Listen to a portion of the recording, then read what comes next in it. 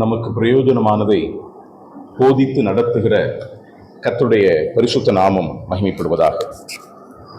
இந்த நாளிலும் உங்களோடு சேர்ந்து கர்த்தரை ஆராதிக்கக்கூடியதான பாக்கியத்தை கர்த்தர் அடியனுக்கும் ஈவாக ஏற்படுத்தி கொடுத்தார். அதை எண்ணி கர்த்தரை துதிக்கின்றேன். மதுரை கூடல்புதூர் பகுதியிலே கூடி வருகிற கர்த்தருடைய பிள்ளைகளுடைய வாழ்த்தையும் அன்பையும் உங்களுக்கு மறுபடியும் நான் தெரியப்படுத்துகின்றேன்.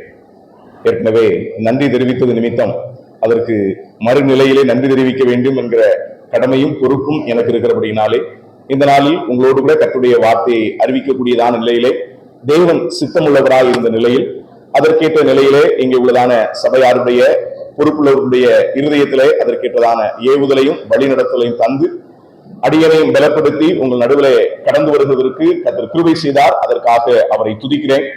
அந்நிலையிலே அழைத்த அன்பு கூர்ந்த அன்பு பாராட்டின கர்த்தருடைய பிள்ளைகள் யாவருக்கும், சபையின் பொறுப்புள்ளதான தேவ பிள்ளைகள் யாவருக்கும் கர்த்தருடைய நாமத்தினாலே என்னுடைய நன்றியை நான் தெரியப்படுத்துகின்றேன். இப்பொழுதும் நாம் தேவனுடைய வசனத்துக்கு முன்பதாக அமர்ந்திருக்கிறோம். ஆகவே தேவனாகிய கர்த்தர் நம்மோடு கூட இடைபடும்படியாக நாம் ஜெபசிந்தையோடு கூட அமர்ந்திருப்போம். ஒரு வாக்கியத்தை இந்த நாளின் சிந்தனைக்காக நான் வாசிக்க வேண்டும் என்று விரும்புகின்றேன். நீதிமொழிகளின் புத்தகம் அதனுடைய 19ஆம் அதிகாரம் 21ஆம் வாக்கியம். நீதிமொழிகள் 19:21. மனுஷனுடைய இருதயத்தின் எண்ணங்கள் அநேகம், ஆனாலும் கர்த்தருடைய யோசனையே நிலை நிற்கும். ஒரு வார்த்தை நாம் ஜெபிக்கலாம். மகிமையின் பிதாவே, நீ கொடுத்த இந்த நல்ல வார்த்தைக்காக நாம் உமக்கு நன்றி செலுத்துகிறோம். எங்களுடைய ஆவிக்குரிய வாழ்க்கையிலே உம்மை அறியவும் உமக்குள்ளாக வளரவும் நீர் எழுதி கொடுத்திருக்கிற உம்முடைய சத்திய வேதத்துக்காக நாங்கள் உமக்கு நன்றி செலுத்துகிறோம். அதை புரிந்து கொள்ளத்தக்கதான நிலையிலே எங்களுடைய தாய் பாஷையிலே நீர் எங்களுக்கு எழுதி கொடுத்திருக்கிறீர். அதற்காக நன்றி செலுத்துகிறோம். அந்த வேத வாக்கியங்களுக்கு முன்னதாக அமர்ந்திருக்கும் பொழுது என்னோடும் எங்களோடும் இங்க வந்திருக்கிற ஒவ்வொருவரோடும் கூட நீர் இடைபடுவீராக. தம்முடைய நாமத்தை நீர் மகிமைப்படுத்தி உம்மை எங்களுக்கு வெளிப்படுத்தி எங்களுடைய வாழ்க்கையில உம்மை அறியவும் உம்மை ஆராதிக்கவும் உம்மை அறிவிக்கிறதற்கு எதுவானவர்களா எங்களை மாற்றும். ஏராளமான காரியங்கள் இருக்கிறது, எண்ணங்கள் இருக்கிறது, திட்டங்கள் இருக்கிறது, தீர்மானங்கள் இருக்கிறது, எதிர்பார்ப்புகள் இருக்கிறது, நம்பிக்கை இருக்கிறது, யுத்திகள் இருக்கிறது, தந்திரம் இருக்கிறது, அன்பு இருக்கிறது, இரக்கம் இருக்கிறது, தயவு இருக்கிறது, வஞ்சகம் இருக்கிறது. இப்படி எத்தனையோ காரியங்கள் மனிதனுடைய இருதயத்துக்குள்ளாக என்ன செய்திருக்கிறதுங்க, நிரம்பி இருக்கக்கூடியவைகளாக இருக்கிறது. மனிதனுடைய இருதயம் திட்டங்களாலும் வியாபாரங்களாலும் நிறைந்திருக்கக்கூடிய ஒன்றாக பொதுவாக இருக்கிறது என்கிறதை நாம் அறிய வேண்டியவர்களாக இருக்கிறோம். மனிதனுடைய இருதயத்தின் எண்ணங்கள் அநேகம் என்று இங்கே ஞானி எழுதி வைத்திருக்கிறார். மனிதனுடைய இருதயத்தின் எண்ணங்கள் அநேகம். நம்ம எல்லாருடைய இருதயத்துக்குள்ளாக பல்வேறு விதமான திட்டங்களை நாம் வைத்திருக்கிறோம். உண்மைதானே? அனுதின வாழ்விலும் சரி, அடிப்படை வாழ்விலும் சரி, எதிர்கால வாழ்விலும் சரி, பல்வேறு விதமான திட்டங்கள் நம்முடைய மனதில் இருக்குது. சின்ன வயசுல இருக்கும்போது நமக்குன்னு ஒரு எண்ணங்கள் இருக்கு. நாம இந்த நிலையில மாறணும், இப்படிப்பட்ட காரியங்களை செய்யணும், இதற்கடுத்த காரியங்களை செய்கிறதுக்குரியதான ஏதுகரங்களை நாம் உண்டாக்க வேண்டும். இப்படி பல பிளான் நாம என்ன செய்யறோங்க, போடுறோம். மனுஷனுடைய இருதயத்துல ஏராளமான திட்டங்கள் இருக்கிறது. தன்னை குறித்த திட்டங்களும் தன்னை குறித்ததான எண்ணங்கள் மட்டுமல்ல, பிறரை குறித்த அபிப்பிராயங்களும் கருத்துக்களும் கூட எல்லாருடைய இருதயத்திலும் என்ன செய்யுங்க இருக்குது. ஒரு மனுஷன் முகத்தை பார்க்கிறான், கர்த்தர் என்ன செய்யறாருங்க, இருதயங்களை பார்க்கிறார். ஒருவேளை இப்ப நீங்க என்னுடைய முகத்தை பார்க்கிறீர்கள், ஆனா என் இருதயத்துல நான் என்ன நினைச்சுக்கிட்டு இருக்கிறேன், என்னுடைய எண்ணங்கள் என்ன, என்னை குறித்தும் என்னுடைய குடும்பத்தை குறித்தும் என்னுடைய ஊழியத்தை குறித்தும் உங்களை குறித்தும் இங்க எனக்கு உள்ளதாக அமர்ந்திருக்கக்கூடியதான இந்த சபையை குறித்தும் என்னுடைய எண்ணங்கள் என்ன என்று உங்களுக்கு என்ன செய்யாதுங்க, தெரியாது. ஆனா மனிதனுடைய இருதயத்துல இது எல்லாமே நிறைந்து இருக்கிறது. திட்டங்களும் எண்ணங்களும், இன்னொருத்தர் சொல்லலாம் வியாபாரங்களும் கூட என்ன செய்யுங்க, நிறைந்திருக்கு. ஒருவேளை மனுஷனுடைய இருதயத்தில் உள்ளதான எண்ணங்கள் எல்லாம் அப்படியே வெளிப்படுத்தப்படும் என்று சொன்னார். உங்களை நான் சொல்லுவேன், என்னை நான் சொல்லிக்கிறேன். இப்ப நான் என்ன நினைக்கிறேன், உங்களை பத்தி எல்லாம் என்ன நினைக்கிறேன், மத்தவங்களை பத்தி எல்லாம் என்ன நினைக்கிறேன் அப்படின்றது எல்லாமே நாங்க வந்து நின்ன உடனே நீங்க ஒரு ஸ்கிரீன்ல கடன்னு உங்களுக்கு முன்னால ஓடிச்சு அப்படின்னா, அட பாவி பயிலே, நீ இப்படிப்பட்டவனா, உன்னையா நாங்க 3 நாள் கூப்பிட்டு பிரசங்கத்துக்கு கூப்பிட்டுருக்கோம் அப்படின்னு எண்ணத்தக்கதான ஒரு நிலை என்ன செய்திருங்க, மாறி போயிடும். இதுக்கு யாரும் என்ன கிடையாதுங்க, விதிவிலக்கு அல்ல. அதை நான் ஒத்துக்கொள்றேன். இங்க நான் நிக்கிறதுனால நான் எல்லாவற்றிலும் மேன்மையானவன், நான் என்னுடைய சிந்தனைகளும் எண்ணங்கள் எல்லாம் சீர்பொருந்தியதா இருக்கிறது அப்படி நான் சொல்ல விரும்பல. கத்திரிக்கேட்ட இடையில அதை சீர்படுத்திக் கொண்டு என்ன செய்யறேங்க, வருகிறேன். ஆனா என்னுடைய எண்ணங்களும் அபிப்பிராயங்களும் விருப்பங்களும் திட்டங்களும் செயல்களும் எல்லாம் மொத்தமா இருதயத்தின் எண்ணங்கள் எல்லாம் பட்டியல் போட்டு கத்திரிக்க காண்பிப்பார் அப்படின்னா அவ்வளவுதான். என்னை மட்டுமல்ல, அந்த இடத்துல உங்களே வச்சு பாருங்களேன். எத்தனை எண்ணங்கள், எத்தனை நம்முடைய வாழ்க்கை குறித்து, எதிர்காலத்தை குறித்து எத்தனையோ காரியங்கள் என்ன செய்யுங்க இருக்கு. அதனாலதான் பைபிள் சொல்லுது, மனிதனுடைய இருதயம் திருப்புள்ளதும் மகா கேடுள்ளதுமாக இருக்குது அப்படின்னு. ஆனா அப்படிப்பட்ட திருப்புள்ளதும் மகா கேடுள்ளதுமான இந்த இருதயம், நான் ஏற்கனவே சொன்னேன், மனிதனுடைய இருதயத்துல திட்டங்கள் மட்டுமல்ல வியாபாரங்களும் இருக்குது. மனிதனுடைய இருதயத்தில் இருக்கக்கூடிய எண்ணம் என்ன அப்படின்னா, நான் ஏன் இதுக்கு இவங்களுக்கு செய்யணும், நான் ஏன் இவங்களுக்கு இந்த காரியங்களை செய்யணும், நான் இதை இவங்களுக்கு செய்யறதுனால எனக்கு என்ன கிடைக்கும், எனக்கு என்ன லாபம், இதனால எனக்கு ஏதாவது வருமானமோ வாய்ப்புகளோ வசதிகளோ உண்டாகுமா, இதெல்லாம் மனுஷனுடைய இருதயத்தில் என்ன செய்யுதுங்க, ஓடிக்கொண்டே இருக்கக்கூடியவர்களாக இருக்குது. ஆனா ஒண்ணு புரிஞ்சுக்கோங்க, நம்முடைய எல்லாருடைய இருதயங்களையும் ஆராய்ந்து அறிகிற ஒரு கர்த்தர் என்ன செய்கிறாருங்க இருக்கிறார். மனுஷனுடைய இருதயம் மகா கேடுள்ளதாக இருக்குது. அதனாலதான் யோவான் சுவிசேஷத்தில் நீங்க வாசித்து பாத்தீங்கன்னா, ஆண்டவராகிய இயேசு கிறிஸ்து தன்னுடைய முதல் அற்புதத்தை கானாவூர் கல்யாண வீட்டில் அவர் என்ன செய்தாருங்க, நிறைவேற்றினார். அதன் பின்பு நீங்க பாத்தீங்கன்னா ஒரு ராஜாவின் மனுஷனை ஆண்டவர் அங்கே சுகப்படுத்துகிற ஒரு அனுபவம் சொல்லப்பட்டிருக்கிறது. ஆனால் அந்த 2ஆம் அத்தியாயத்தின் இறுதியில நீங்க வாசிக்கும் பொழுது அது நிமித்தம் அநேகர் ஆண்டவர் மேல என்ன வைத்தாங்க தெரியுமாங்க, விசுவாசம் வைத்தார்கள் என்று சொல்லப்பட்டிருக்கிறது. அநேகர் ஆண்டவர் மேல விசுவாசம் வைத்தாங்க. ஆனா அங்கே யோவான் இன்னொரு வார்த்தையும் அவர் எழுதி வைத்திருக்கிறார். என்ன எழுதுகிறார் தெரியுமா? அந்த யோவான் 2ஆம் அதிகாரத்தினுடைய 23 தொடங்கி 25 வரையில வாக்கியங்களை நீங்க வாசித்து பாப்பீங்கன்னா, யோவான் 2ஆம் அதிகாரம் 23 முதல் 25 வரையில வாக்கியங்கள்ல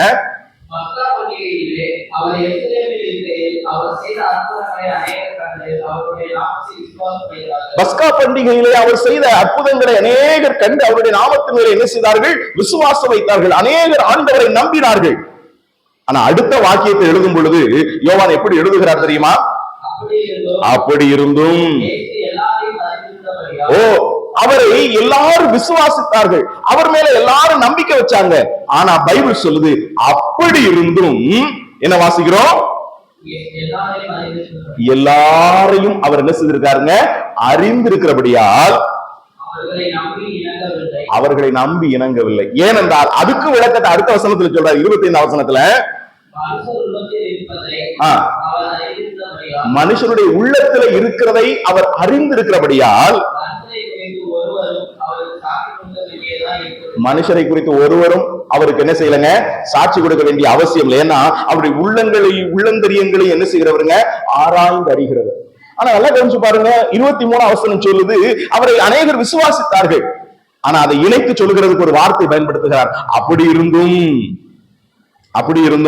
எல்லாரையும் அவர் என்ன செய்யலங்க, நம்பல. ஏன்னா மனிதனுடைய இருதயமும் மனிதனுடைய இருதயத்தின் எண்ணங்களும் என்ன செய்யுங்க, எப்படி இருக்குது அப்படின்றது அவருக்கு நல்லாவே என்ன செய்யுங்க தெரியும், அவருக்கு நல்லாவே தெரியும். ஒருவேளை மனிதனுடைய இருதயத்துல இருக்கக்கூடியதான அனுபவங்களை நீங்க யோசிப்பீங்கன்னா, பொதுவா நான் என்னை பத்தி தான் அதிகமா நான் சிந்திப்பேன். அதுக்கு மாற்று கருத்தே கிடையாது, உண்மைதானே? நான் என்னை பற்றி தான் அதிகமா நான் சிந்திப்பேன். என்னுடைய எனக்கு அடுத்த அப்படின்ற எண்ணெயில அது கொஞ்சம் கொஞ்சமா விரிந்து போகும். பொதுவாக மனிதனுடைய இருதயத்தின் எண்ணங்கள் சுயநலமாக தான் என்ன செய்யுங்க இருக்கும். அந்த சுயநலம் அதை தாண்டி கொஞ்சம் பொதுநலமும் என்ன செய்யுங்க வரும். ஒருவேளை பொதுநலமா இருந்தாலும் அந்த பொதுநலத்திலும் சுயநலம் கலந்திருக்கக்கூடியதான் மனிதனுடைய இருதயத்தின் எண்ணம். ஏனென்றால் அது திருப்புள்ளதும் மகா கேடுள்ளதுமாக என்ன செய்யுங்க இருக்குது. சரிங்க, மனுஷனுடைய இருதயத்தில் இருக்கக்கூடிய எண்ணங்கள், விருப்பங்கள், இவைகள் எல்லாம் அது சுயநலமாயிருக்கலாம், பொதுநலமாயிருக்கலாம், நல்லவைகளாயிருக்கலாம், தீவைகளாயிருக்கலாம். ஆனா மனிதனுடைய இருதயத்தின் எண்ணங்கள் அநேகமா இருந்தாலும் வேத வசனம் சொல்லுகிறது, கர்த்தருடைய யோசனை மட்டுமே என்ன செய்யுங்க நிலைக்கும். இப்ப நான் இந்த செய்தியின் ஆழத்துக்குள்ளாய் வர விரும்புகிறேன்.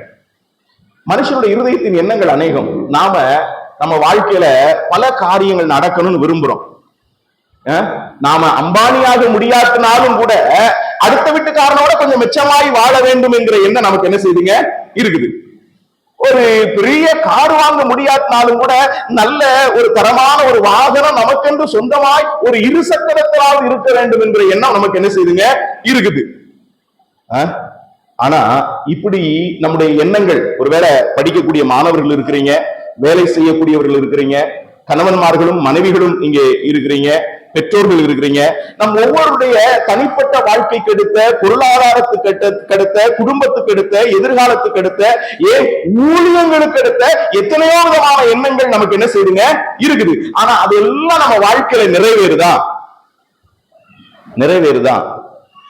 ஆனா இந்த வாக்கியம் சொல்லுகிறது, மனுஷனுடைய இருதயத்தின் எண்ணங்கள் அநேகம், நிறைய, ஆனா நிறைவேறுகிறது எது அப்படின்னா கர்த்தருடைய சித்தம் மட்டுமே, கர்த்தருடைய யோசனை மட்டுமே அது நிறைவேறக்கூடியது என்கிறதை ஞானி மிக அழகாய் நமக்கு எழுதி கொடுத்திருக்கின்றார். நம்முடைய விருப்பங்கள் சில சந்தர்ப்பங்கள்ல அது புறக்கணிக்கப்படுகிறது.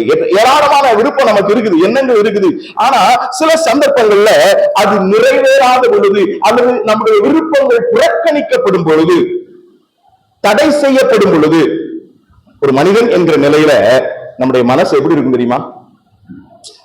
காத்து காத்து இருந்தேன், இதெல்லாம் நடக்கும்னு நினைச்சேன், கடைசியில ஆண்டவர் ஏமாத்தி விட்டாரு. நான் சொல்ல உங்களுக்கு புரியுதா? நாம சின்ன வயசுல இருந்தே நம்முடைய மனசுல பல எண்ணங்களை வைத்திருக்கிறோம். இப்படிப்பட்ட ஒரு வீடு கட்டணும், இப்படிப்பட்டதான ஒரு குடும்பத்தை அமைக்கணும், இப்படிப்பட்டதான ஒரு எதிர்கால வாழ்வு எனக்கு என்ன செய்யணும் இருக்கணும் அப்படின்னு பல நிலைகள்ல காத்து காத்து உட்கார்ந்து நாம சிந்தித்து கற்பனை யுகத்துல வாழ்ந்திருக்கிறோம். ஆனா ஒரு கட்டத்துக்கு வரும் பொழுது அதெல்லாம் நிறைவேறாத ஒரு அனுபவங்கள் வரும் பொழுது நம்முடைய வாழ்க்கையில் என்ன செய்யறது தெரியுமாங்க? ஏமாந்து போய்விடுகிறோம். ஏமாற்றங்கள் நம்முடைய வாழ்க்கையில வருகிறது இயல்பு. ஆனா இந்த ஏமாற்றங்கள் வருகிற சூழ்நிலையில நாம உடனே என்ன சொல்லிடுறோம் அப்படின்னா, கர்த்தர் என்னுடைய விருப்பத்தை என்ன செய்யல, நிறைவேற்றல. நாம ஏமாந்து போகிறோம், ஆனா கர்த்தர் ஒரு நாள் நம்ம ஏமாற்றுகிறவர் அல்ல. அதான் இன்னைக்கு நாம படிக்க போறோம். இன்னைக்கு நம்ம படிக்க போகிறதுடைய காரியம் என்ன அப்படின்னா, நாம் ஏமாந்தாலும் நம்முடைய கர்த்தர் நம்ம என்ன செய்கிறவர் இல்லைங்க, ஏமாற்றுகிறவர் அல்ல. அவர் எல்லாவற்றுக்கு பின்னாலையும் ஒரு நோக்கத்தை வச்சிருக்கிறாருங்க. ஏன்னா அவருடைய யோசனை மட்டுமே என்ன செய்யுங்க நிலைக்கும். நாம என்ன வேணாலும் நினைக்கலாம், நினைச்சோம்னா நாம இந்தியாவுடைய பிரசிடென்டா கூட மாறணும்னு கூட நினைப்பு நமக்கு எல்லாருக்கும் என்ன செய்யுங்க வரும். ஏன்னா மனிதனுடைய எண்ணங்கள் அது கட்டுக்கடங்காதவைகள், கடலை போல புரண்டு வரக்கூடியவைகள். அவைகளுக்கு, அந்த எண்ணங்களுக்கு அதை போட்டு, அதுக்கு வேலை போட்டு அதை நாம் என்ன செய்ய முடியாதுங்க, தடுக்க முடியாது. என்ன வேணாலும் நினைக்கலாங்க, ஆனா கர்த்தர் அவருடைய யோசனை மட்டும்தான் நிறைவேற்றுவார். சில நேரங்கள் நாம நினைச்சதெல்லாம் நடக்கல அப்படின்ற நிலையில ஏமாற்றங்கள் நம்முடைய வாழ்க்கையில வரலாம். ஆனா நாம ஏமாந்துட்டோம் அப்படின்னு நாம நினைத்தாலும் ஒரு நாளும் கர்த்தர் நம்ம என்ன செய்கிறவர் இல்ல, அவருடைய நிலையில நம்மை ஏமாற்றுகிறவர் அல்ல. ஏனென்றால் அவர் தம்முடைய சித்தத்தை நம்முடைய வாழ்க்கையிலே நிறைவேற்றக்கூடியவராக அவர் இருக்கிறார் என்பதை நாம் அறிய வேண்டும். அவர் ஒரு நாளும் அவர் மாறுகிறவர் அல்ல. யாதொரு வேற்றுமையின் நிழலும் அவரிடத்துல என்ன கிடையாதுங்க, இல்லை அப்படின்னு யாக்கோபு எழுதுகிறார். எபிரேய ஆசிரியர் சொல்லும் பொழுது ஒரு வார்த்தை சொல்கிறார், இயேசு கிறிஸ்து நேற்றும் இன்றும் என்றும் மாறாதவராய் இருக்கிறார். அப்போ ஆண்டவர் மாறாதவர் அப்படின்னா எனக்குள்ளாக இந்த எண்ணத்தை அவர் கொடுத்திருக்காரு, அல்லது இந்த எண்ணம் எனக்குள்ளாக உண்டாகி இருக்குது, ஆகவே அது அப்படியே அவர் நிறைவேற்றிட்டு போக வேண்டியதான. எதுக்கு இந்த எண்ணங்கள் எல்லாம் என்னுடைய மனதில உண்டாகியும் அதை ஏன் அவர் நிறைவேற்றாம இருக்கிறாரு அப்படின்னா அவர் என்னை ஏமாத்திட்டாருன்னு தானே அர்த்தம். என் மனசுல உள்ளதான எண்ணங்கள், விருப்பங்கள், அபிலாஷைகள், நோக்கங்கள் குடும்பத்தை பத்தி தான். நான் ஒண்ணு கெட்டதெல்லாம் நினைக்கல, நான் நல்லதான் நினைக்கிறேன். நான் நல்லா வாழும்னு நினைக்கிறேன், என் பிள்ளைங்க நல்லா இருக்குன்னு நினைக்கிறேன், என் எதிர்காலம் நல்லா இருக்குன்னு நினைக்கிறேன், என் குடும்பத்தாரும் என் சபையாரும் கூட நல்லா இருக்குன்னு தான் நினைக்கிறேன். நான் எந்த ஒரு தீங்கான காரியத்தையும் என்ன செய்யல நினைக்கிறேன். ஆனா நான் நினைத்த விதங்கள்ல அது ஒண்ணு என்ன செய்யல, நடக்கல. என் பிள்ளைக்காக எத்தனையோ காரியங்களை பார்த்து செஞ்சேன், ஆனா கடைசியில போய் கல்யாணம் பண்ணி கொடுத்தது இப்ப ஒரு துக்ககரமான ஒரு அனுபவம் தான் எனக்கு இருக்குது. நான் நினைச்ச ஒரு வாழ்க்கை என் பிள்ளைக்கு என்ன செஞ்சு முடியல, அமைச்சு கொடுக்க முடியல. நான் இவ்வளவு கஷ்டப்பட்டு படிச்சேன், பல காரியங்களை ஆண்டவருக்காக தியாகம் செய்தேன், ஆனா இவ்வளவு கஷ்டப்பட்டு படிச்சும் நான் நினைச்ச வேலை இப்ப எனக்கு என்ன செய்யல, கிடைக்கல. அல்லது நான் படிச்ச படிப்புக்கான ஒரு வேலையாவது கிடைக்குமா அப்படின்னு நினைச்சா அதுவும் கூட இல்லாத ஒரு நிலையை, ஒரு வேலையை பார்த்துக்கிட்டு ஏதோ வாழ்க்கை ஓட்டிக்கிட்டு இருக்கேன். ஓ, ஆண்டவர் என்னை ஏமாற்றி விட்டாரே. அவர் மாறாதவர் அப்படின்னா, அவர் நான் நினைச்ச நினைப்பை எல்லாம், என் மனதினுடைய விருப்பங்கள் எல்லாம் அவர் நிறைவேற்றி விட வேண்டியதுதானே என்ற எண்ணம் ஒருவேளை நமக்குள்ளாக என்ன செய்யறாங்க இருக்கலாம். ஆனா ஒன்றை நாம் புரிந்து கொள்ளணும், நம்முடைய ஆண்டவர் மாறாதவர். நம்முடைய ஆண்டவர் மாறாதவர். ஆனா அவருடைய தன்மையிலே அவர் மாறாதவர். ஆனால் அவருடைய கிரியையில் அல்ல. நான் சொல்றதுடைய அர்த்தத்தை நீங்க புரிந்து கொள்ளணும். அவருடைய தன்மையிலே அவர் மாறாதவர். எல்லா காலத்திலும் ஒரே மாதிரி தேவன் நம்முடைய வாழ்க்கையில செயல்பட வேண்டும் என்று நாம எதிர்பார்க்க கூடாது. அல்லது எல்லாருடைய வாழ்க்கையிலும் எப்படி செயல்படுகிறாரோ அதே போல என் வாழ்க்கையிலையும் ஒரு அது என்ன சொல்றது, ஒரு டெம்ப்ளேட் அல்லது ஒரு மாடல் அல்லது ஒரு மோல்டு வச்சுட்டு அதே மாதிரி எல்லாருக்கும் ஒரே மாதிரி ஆண்டவர் செய்யணும் அப்படின்னு அவர் கடமைப்பட்டவர் அல்ல. அவர் மாறாதவர் தான். எதை மாறாதவர் அப்படின்னா, அவருடைய தன்மையில, அவருடைய குணத்துல, அவருடைய அன்பு ஒருபோது மாறாது. அவர் விவேக ஒரு மாதிரி நேசிச்சுட்டு அவர் இன்னொரு சகோதரனை, இங்க இருக்கக்கூடிய ஒரு ஜானையோ அல்லது இங்க இருக்கக்கூடிய ஒரு மோசஸையோ அல்லது இங்க இருக்கக்கூடிய ஒரு பிரபாகரையோ அவர் வித்தியாசமா நேசிக்கிறவர் அல்ல. அவருடைய அன்பு எல்லாருக்கும் பொதுவானதுதான். ஆனா ஒரு விவேக நடத்துற விதம் வேற, ஒரு மோகன்தாஸ் நடத்துகிற விதம் வேற, ஒரு பவுல நடத்துகிற விதம் வேற, ஒரு சௌந்தர்யாவை நடத்துகிற விதம் வேற. வித்தியாசம் இருக்குது. அதனால அவர் மாறிட்டாரு அப்படின்னு அர்த்தம் அல்ல. அவருடைய தன்மையிலே மாறாதவர். அவருடைய பரிசுத்தம், அவருடைய அன்பு, அவருடைய இரக்கம், அவருடைய கருணை, அவருடைய கிருபை, இதெல்லாம் அவருடைய தன்மை. அதில் அவர் ஒருபோதும் மாறுகிறவர் அல்ல. அவரிடத்தில் யாதொரு வேற்றுமையும் நிழலும் கிடையாது. ஆனால் அவருடைய தன்மையில் அல்ல. அவர் தன்மையில் ஒருபோதும் மாறாதவர். ஆனால் அவருடைய கிரியையில என்ன இருக்குங்க, வித்தியாசம் இருக்குது. வித்தியாசம் இருக்குது. உதாரணமா சொல்ல வேண்டும் என்று சொன்னால், வேதத்துல வாசி பாருங்க. அங்கே யோபின் புத்தகம் 38ஆம் அதிகாரத்தினுடைய 1ஆம் வசனத்திலே வாசிக்கிறோம். யோபின் காலத்துல கர்த்தர் அங்கே பேசுகிறார். எப்படி பேசுகிறார் தெரியுமா? பெருங்காற்றிலிருந்து கர்த்தர் என்ன செய்தாருங்க, பேசினார் அப்படின்னு வேதத்துல வாசிக்கிறோம். பெருங்காற்றிலிருந்து கர்த்தர் பேசினார். ஆனா அதே நேரத்துல நாம 6வது தியானத்தின் சந்தர்ப்பத்துல எலியாவின் அனுபவத்தை குறித்து நாம சிந்தித்தோம். எலியா ஒரே பர்வதம் மட்டுமாக அவன் நடந்து போனான். அப்போ நடந்து போய் அங்க இருந்த சந்தர்ப்பத்துல அக்கினி உண்டானது, பேரேச்சல் உண்டானது. ஆனா கர்த்தர் அதெல்லாம் என்ன செய்யலங்க, இல்ல. அமர்ந்த மெல்லிய சத்தத்திலே கர்த்தர் இருந்தார். அப்படின்னா கர்த்தர் மாறிட்டாரா? யோபின் காலத்துல பெருங்காற்றில இருந்தவர் எலியாவின் காலத்துல அந்த பெருங்காற்று அப்படியே பிறந்து அவருடைய வல்லமை எல்லாம் பிறந்து கிடைச்சல மெல்லிய சத்தமா அந்த அளவுக்கு அவர்கள் எப்படி மாறிட்டாரா? கிடையாதுங்க. அவருடைய தன்மையில மாறாதவர். ஆனா ஒவ்வொருவருக்கும் ஒவ்வொரு விதமாய் அவர் என்ன செய்கிறவருங்க, செயல்படுகிறவர். அதனால அவங்களுக்கு ஆண்டவர் இதை செஞ்சிருக்காரு, ஏன் எனக்கு செய்யல, அவங்களுக்கு இதை செஞ்சதுனால எனக்கு செய்யாத விட்டதுனால ஆண்டவர் ஏமாத்திட்டாரு அப்படின்னு நாம நினைக்க வேண்டாம். நம்முடைய இருதயத்தின் எண்ணங்கள் அநேகமாக இருக்கலாம். ஆனால் கர்த்தருடைய யோசனை மட்டும்தான் நம்முடைய வாழ்க்கையில் செய்யுங்க, அது நிறைவேறக்கூடியதாக இருக்கிறது. பழைய ஏற்பாட்டில் வாசிக்கும் பொழுது எலியா, எலிசா என்கிற தீர்க்கதரிசிகளை குறித்து நான் வாசிக்கிறோம். அவர்கள் ஏராளமான அற்புதங்களை செய்தார்கள் என்று நமக்கு நன்றாகவே தெரியும். வானத்திலிருந்து அக்கினி இறக்கினார்கள், மரித்தோரை உயிரோடு என்ன செய்தாங்க, எழுப்பினாங்க. இப்படி பல காரியங்களை அவர்கள் செய்தார்கள். ஆனா அந்த பழைய ஏற்பாட்டு தீர்க்கதரிசியிலே இறுதியானவராய் வந்ததான ஸ்ரீவிடத்திலே பிறந்தவர்களே யோவான் ஸ்நானகனை பார்க்க பெரிய தீர்க்கதரிசி ஒருவரும் இல்லை என்று சொல்லத்தக்கதான நிலையில காணப்பட்ட அந்த யோவான் ஸ்நானகனை குறித்து வேதத்திலே வாசிக்கிறோம். அவன் எந்த ஒரு அற்புதத்தையும் செய்யவில்லை. எலியாவின் நாட்களில் இருந்த ஆண்டவருடைய வல்லமை அல்லது எலியாவின் நாட்களில் தீர்க்கதரிசிகளை பயன்படுத்தின கர்த்தர் இறுதி தீர்க்கதரிசியாக அல்லது பழைய ஏற்பாட்டின் இறுதி காலகட்டத்தில் வந்ததான யோவான் ஸ்நானகனுடைய காலகட்டத்தில் அவருடைய பவர் எல்லாம் குறைஞ்சு போச்சா? அவங்க எந்த ஒரு அற்புதத்தையும் யோவான் என்ன செய்யல அப்படின்னு பைபிள்ல என்ன செய்யப்பட்டிருக்குங்க, எழுதப்பட்டிருக்கிறது. அதனால கர்த்தர் மாறிட்டாரா அப்படின்னா இல்லைங்க, அவர் மாறாதவர். ஆனால் அவருடைய கிரியையில ஒவ்வொருவருக்கும் அவரவருடைய தன்மைக்கும் நிலைகளுக்கும் சூழ்நிலைகளுக்கும் ஏற்ற விதத்துல அவர் என்ன செய்கிறவருங்க, செயல்படுகிறவராக இருக்கிறார். ஆகவே அவர் இப்படிதான் செயல்பட வேண்டும் என்று ஒரு நாளும் நாம என்ன செய்யக்கூடாதுங்க, எதிர்பார்க்க கூடாது. அந்த அண்ணாச்சி வாழ்க்கையில, அந்த சிஸ்டருடைய குடும்பத்துல அல்லது அந்த சபையில இப்படிதான் ஆண்டவர் செஞ்சாரு, அதே போல எனக்கும் இதே போல செய்யணும் அப்படின்னு ஒரு நாள் கர்த்தரிடத்துல நாம டிமாண்ட் பண்ண முடியாது, அல்லது அப்படிதான் செய்யணும்ன்ற நிலையில அடம்பிடிக்கவும் முடியாது. நம்முடைய நன்மை எதுவோ, நம்முடைய சூழ்நிலை எதுவோ, நம்முடைய தேவை எதுவோ அதற்கேற்ற நிலையில அவர் தம்முடைய யோசனைகளை நிறைவேற்றக்கூடியவராயிருக்கிறார். ஒருவேளை நாம நம்ம விருப்பத்தின்படி இதெல்லாம் எதிர்பார்த்துட்டு கடைசியில நாம ஏமாந்து போகலாம். நான் சொல்றது புரியுதா? நான் என் சின்ன வயசுல வக்கீல் ஆகணும்னு நினைச்சேன். நான் ரட்சிக்கப்படாததற்கு முன்னாலேயே என் மனசுல சின்ன வயதுல ஒரு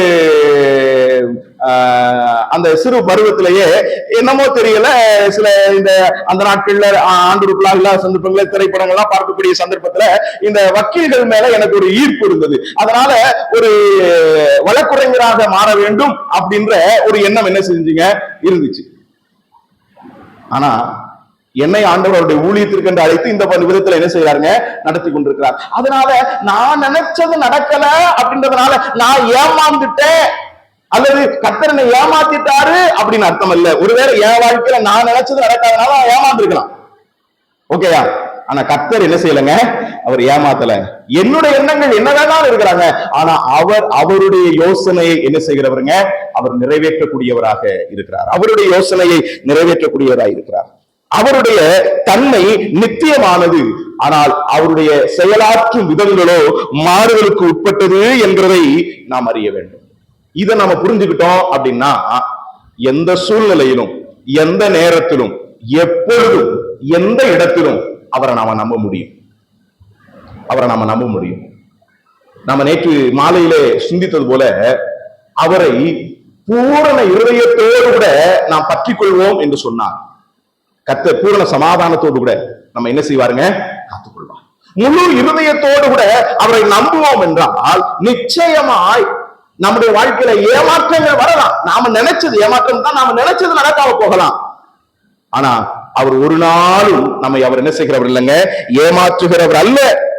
ஏனென்றால் பொல்லாதவர்களாகி நீங்களே உங்களுடைய பிள்ளைகளுக்கு நல்ல ஈவை கொடுக்க அறிந்திருக்கும் பொழுது பரமபிதாவானவர் தம்மிடத்துல வேண்டிக் கொள்கிறவர்களுக்கு நன்மையானவைகளை அருளாதிருப்பது எப்படி?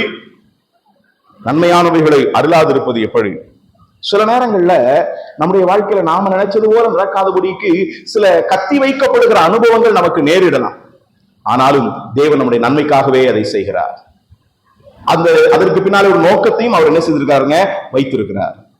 ஒரு தடவை ஒரு சின்ன பையன், அவனுடைய தகப்பனார் ஆஸ்பத்திரி கூட்டு போனார். அவன் அப்பதான் பள்ளிக்கூடத்துக்கு போகிற புதிதில இருக்கக்கூடிய அந்த பருவத்தில் உள்ள பையன். ஆனா ஆஸ்பத்திரி எதுக்காக கூட்டு போறாருன்னா அவனுக்கு என்ன இல்ல, உடம்பு முடியல, அதனால டாக்டர்கிட்ட கூட்டு போய் ஊசி போடுறதுக்காக கூட்டு போறாரு. டாக்டர்கிட்ட கூட்டு போய் அங்க ஊசி போடுறதுக்காக காத்திருக்கிறாங்க. ஏன்னா கண்டிப்பா ஊசி போடுவார், அந்த டாக்டர் ஊசி போடுவார்னு எனக்கு தெரியும். அந்த தகப்பனார் மேல உள்ளதான அந்த கோபத்துல அவன் சொன்னான், நீ எல்லாம் ஒரு தகப்பனா, கொண்டு போய் என்னை ஊசி போடுறதுக்கு என்ன செய்யுது, கொண்டு போய் விடுறீரு அப்படின்னு. ஆனா தகப்பனுக்கு தெரியும், இப்ப இவனுக்கு அடிக்கிறதான இந்த ஜுரத்துக்கு அல்லது இப்பொழுது இருக்கக்கூடியதான இவனுடைய இந்த சிச்சுவேஷனுக்கு இந்த ஊசியை போட்டா தவிர வேற வழி இல்ல அப்படின்னு தகப்பனுக்கு என்ன செய்யுங்க தெரியும். ஆனா இவன் சொல்றான், உண்மையில நடந்தது, நீ எல்லாம் ஒரு தகப்பனா, என்னைய கொண்டு போய் ஊசி போடுறதுக்கு டாக்டர்கிட்ட கொண்டு போய் விடுறீரு அப்படின்னு. சில நேரங்கள்ல நம்முடைய பரம தகப்பனையும் குறித்து கூட நம்முடைய அபிப்பிராயம் இப்படி இருக்கலாம், அவர்களுடைய பரம தகப்பன், ஆனா ஆண்டவர் என்ன ஏன் இந்த பாதையை நடத்துறாரு, இந்த வேதனை அனுபவத்தை நடத்துறாரு. நான் எவ்வளவு உண்மையா இருக்கிறேன், என் பக்கத்துல வந்து சபையில வந்து உட்கார்ற அந்த அக்கா ஞாயிற்றுக்கிழமை மட்டும் தான் வருது, ஆனா நான் செவ்வாய்க்கிழமை பைபிள் ஸ்டடிக்கு வர்றேன், வெள்ளிக்கிழமை பிரேயர் மீட்டிங் வர்றேன், சகோதரிகள் கூட்டத்துக்கு அறிவிப்பு கொடுத்துறேன், சனிக்கிழமை நான் அந்த சனிக்கிழமை கூட்டத்துக்கு எல்லாம் போறேன். ஆனாலும் அவங்க என்னைய விட நல்ல ஒரு நிலையில போய்கிட்டு இருக்காங்க. ஆனா ஏன் என் வாழ்க்கையில ஆண்டவர் இந்த பாடுகளையும் வேதனைகளையும் துன்பத்தையும் துக்கத்தையும் அவரையே அனுமதிக்கணும்? நான் நினைச்சது ஒண்ணும் என் வாழ்க்கையில் என்ன செய்ய மாட்டேங்குது, நடக்க மாட்டேங்குது. ஏன்? அப்புறம் ஆண்டவர் என்னை வேறு விதத்துல ட்ரீட் பண்றாரா, என்னை ஏமாத்திட்டாரா? ஒருவேளை நாம நினைச்சு நாம ஏமாந்துக்கிடலாமே ஒழிய கர்த்தர் ஒரு நாள் என்ன செய்கிறவர் இல்லைங்க, அவர் ஏமாற்றுகிறவர் அல்ல, ஏமாற்றுகிறவர் அல்ல. சில வேளைகளிலே தேவன் கத்தியும் கூட என்ன செய்யறாங்க, அனுமதிக்கலாம். அது கொலைகாரருடைய கையிலே கொடுக்கப்படுகிற கத்தி அல்ல, மருத்துவருடைய கையிலே கொடுக்கப்படுகிற கத்தி. அது நம்முடைய நன்மைக்காக. சில வியாதியின் அனுபவம் வழியா நம்ம கடந்து போகிறோம். அந்த வியாதியினாலே நம்மை அழித்து விட வேண்டும் என்பது தேவனுடைய சித்தம் அல்ல. நம்மை ஊன்ற கட்ட வேண்டும் என்பதுதான் தேவனுடைய கிருபை. நம்ம பொதுவா இந்த பவுல் அப்போஸ்தலனுடைய அந்த ஒரு ஜெபம் இருக்குது. என்ன தெரியுமா? கொரிந்தியர் சபைக்கு பவுல் எழுதும் பொழுது, என்னிடத்துல உள்ளதான அந்த முள் நீங்கி போகும்படியா நான் 3 தடவை என்ன செய்தேன்? ஜெபம் பண்ணேன். ஆனா ஆண்டவர் சொன்னார், என் கிருபை உனக்கு போதும். ஆனா நம்ம பொதுவா அந்த பகுதி எடுக்கும்போது நாம என்ன சொல்லுவோம் அப்படின்னா, இந்த முள்ளை பத்தி தான் ரொம்ப சொல்லுவோம். 3 முறை அவர் ஜெபம் பண்ணாரு, ஆனாலும் அந்த முள் என்ன செய்யப்படல? நீக்கப்படல. ஆனா பவுல் ஏன் எழுதுறாரு அப்படின்னா, அப்படி அந்த முள் இருந்தாலும் அவருடைய கிருபை எனக்கு போதுமானதா இருந்து, அந்த கிருபையை சொல்றதுக்காக தான் எழுதுறாரு. நான் சொல்றது உங்களுக்கு புரியுதா? என் கிருபை உனக்கு போதும், உன்னுடைய பலவீனங்களிலே என் பலன் பூரணமாய் விளங்கும் என்று கற்று சொல்லுகிறார். ஆகவே நம்மை கர்த்தர் நடத்துகிறது அவருடைய சித்தத்தின்படியாக அவர் நம்மை நடத்துகின்றார். ஆகவே நாம நம்முடைய விருப்பங்கள் நிறைவேறாத அப்படின்றதுனால நாம ஏமாந்து ஆனும் கர்த்தர் ஒரு நாள் நம்ம என்ன செய்ய மாட்டாருங்க? ஏமாத்த மாட்டார். ஏனென்றால் மனுஷனுடைய இருதயத்தின் எண்ணங்கள் அநேகம், கர்த்தருடைய யோசனை மட்டுமே என்ன செய்யுங்க? நிலைநிற்கும். இந்த சத்தியத்தை புரிந்து கொள்ள வேத புத்தகத்திலிருந்து ஒரு மனிதனுடைய வாழ்க்கையை உங்களுடைய கண்களுக்கு முன்னதாக கொண்டு வர வேண்டும் என்று விரும்புகிறேன். நம்முடைய சிந்தனையை ஒரு பகுதிக்கு நேராக கொண்டு போவோம். 2 சாமுவேலின் புத்தகம் 7ஆம் அதிகாரம். 7ஆம் அதிகாரத்துக்கு நேராக நாம் கடந்து போவோம் என்றால் அங்கே ஒரு மனிதனை வாசிக்கின்றோம். யார் அவன் என்று சொன்னால், நாம் யாவரும் அறிந்திருக்கக்கூடிய தேவனுடைய இருதயத்துக்கேற்ற மனிதன் என்று அறியப்பட்டதான தாவீதுடைய வாழ்வு, அவனுடைய ஒரு அந்திய காலகட்டத்தை குறித்து அங்கு எழுதப்பட்டிருக்கிறது. வாசிங்களேன், 7ஆம் அதிகாரம், 2 சாமுவேல் 7ஆம் அதிகாரம், அதனுடைய 1ஆம் வாக்கியம்.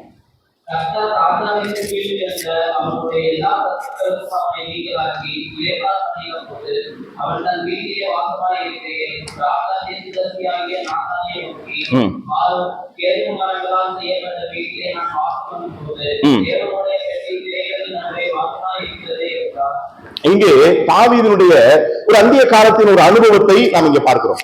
என்று சொன்னால், கர்த்தர் ராஜாவை சுற்றிலும் இருந்த அவனுடைய எல்லா சத்துருக்களுக்கும் அவனை நீங்களாக்கி இளைப்பாற பண்ணின போது அவன் தன் வீட்டிலே வாசமாய் இருக்கையிலே.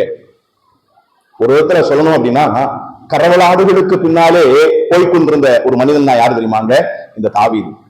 வனாந்திரத்திலே ஆடுகளை மேய்த்துக் கொண்டிருந்த அவனை அரியணையிலே கர்த்தர் அமர வைத்து என்ன செய்தாருங்க? அழகு பார்த்தார்.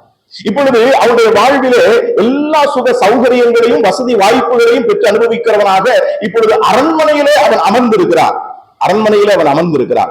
அப்படி அமர்ந்திருக்கும் பொழுது அவருடைய மனதிலே ஒரு எண்ணம் உண்டாகிறது. அதை தன்னுடைய ஆலோசகரும் நண்பருமா இருக்கக்கூடியதான தீர்க்கதரிசியாகிய நாத்தானிடத்திலே அதை என்ன செய்கிறாருங்க? தெரியப்படுத்துகின்றார். என்ன தெரியப்படுத்துகிறார்?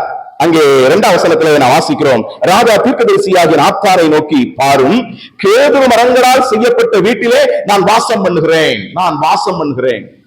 நான் இருக்கக்கூடிய இந்த வீடு இது ஏதோ ஓலை வீடோ குடிசை வீடோ அல்ல. இது கேதுரு மரத்தால் கட்டப்பட்டிருக்கிற ஒரு அற்புதமான ஒரு மாளிகையில் அல்லது ஒரு வீட்டிலே நான் என்ன செய்கிறேன்? குடியிருந்து கொண்டிருக்கிறேன். ஆனால் கர்த்தருடைய பெட்டியோ அது எங்கே இருக்கிறது என்றால் திரைகளின் நடுவே வாசமாயிருக்கிறது. ஏனென்றால் கர்த்தருடைய பெட்டி அந்த நாட்களில் எப்படி இருந்தது என்பது அதற்கு முன்பதாக உள்ள அனுபவங்கள் நமக்கு தெரியும். நாம 1 சாமுவேல் புத்தகம் அதனுடைய 4ஆம் அதிகாரத்துல நான் பார்க்கும் பொழுது பெலிஸ்தருடைய கைகளில் பிடிக்கப்பட்டது. அதுக்கப்புறம் சவுல் நாட்கள் இதை தேடாது போனார்கள். அதுக்கப்புறம் தாவீது அதை என்ன செய்தாங்க? கொண்டு வந்தார். அவ்விதமாக கர்த்தருடைய பெட்டி இப்பொழுது தாவீது நகரத்துக்குள்ளாக என்ன செய்துங்க? கொண்டு வரப்பட்டிருக்கிறது. ஆனாலும் அந்த பெட்டி எங்கே வைக்கப்பட்டிருக்கிறது என்றால் திரைச்சூளையின் நடுவிலே தான் என்ன செய்யப்பட்டிருக்குங்க? ஒரு கூடாரத்தில் அது என்ன செய்யப்பட்டிருக்கிறது? வைக்கப்பட்டிருக்கிறது. அப்போ தாவீதுடைய மனதிலே ஒரு எண்ணம் என்ன தெரியுமா? இந்த கர்த்தருடைய பெட்டி வாசம் பண்ணும்படியாய் ஒரு ஆலயத்தை கட்ட வேண்டும் என்கிற ஒரு ஆசை யாருக்கு உண்டாச்சுங்க? தாவீதுக்கு உண்டாச்சு. உடனே அதை நாத்தானிடத்திலே சொல்லுகிறார். அப்படி சொன்ன உடனே நாத்தான் அதற்கு என்ன பதில் சொல்லுகிறார் தெரியுமா? 3ஆம் வாக்கியத்தில் வாசிக்கிறோம். அப்பொழுது நாத்தான் ராஜாவை நோக்கி, நீர் போய் உம்முடைய இருதயத்தில் உள்ளபடி எல்லாம் செய்யும், கர்த்தர் உம்மோடே இருக்கிறாரே. உடனே எங்க தீர்க்கதரிசி சொல்றாரு, உண்மையிலே கர்த்தர் உம்மோடு கூட இருக்கிறாரே, இது ஒன்னும் உம்முடைய பேருக்காகவோ உம்முடைய பெருமைக்காகவோ உம்முடைய வசதிக்காகவோ உம்முடைய காரியங்களுக்காகவோ பிரதாபத்துக்காகவோ நீ ஒன்றும் செய்யவில்லை.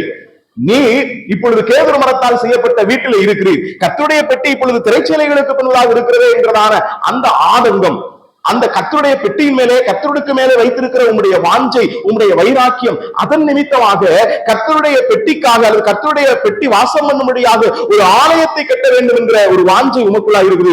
உம்முடைய விருப்பத்துல, உம்முடைய இருதயத்துல என்ன நினைக்கிறீரோ அதை என்ன செய், நீ செய்.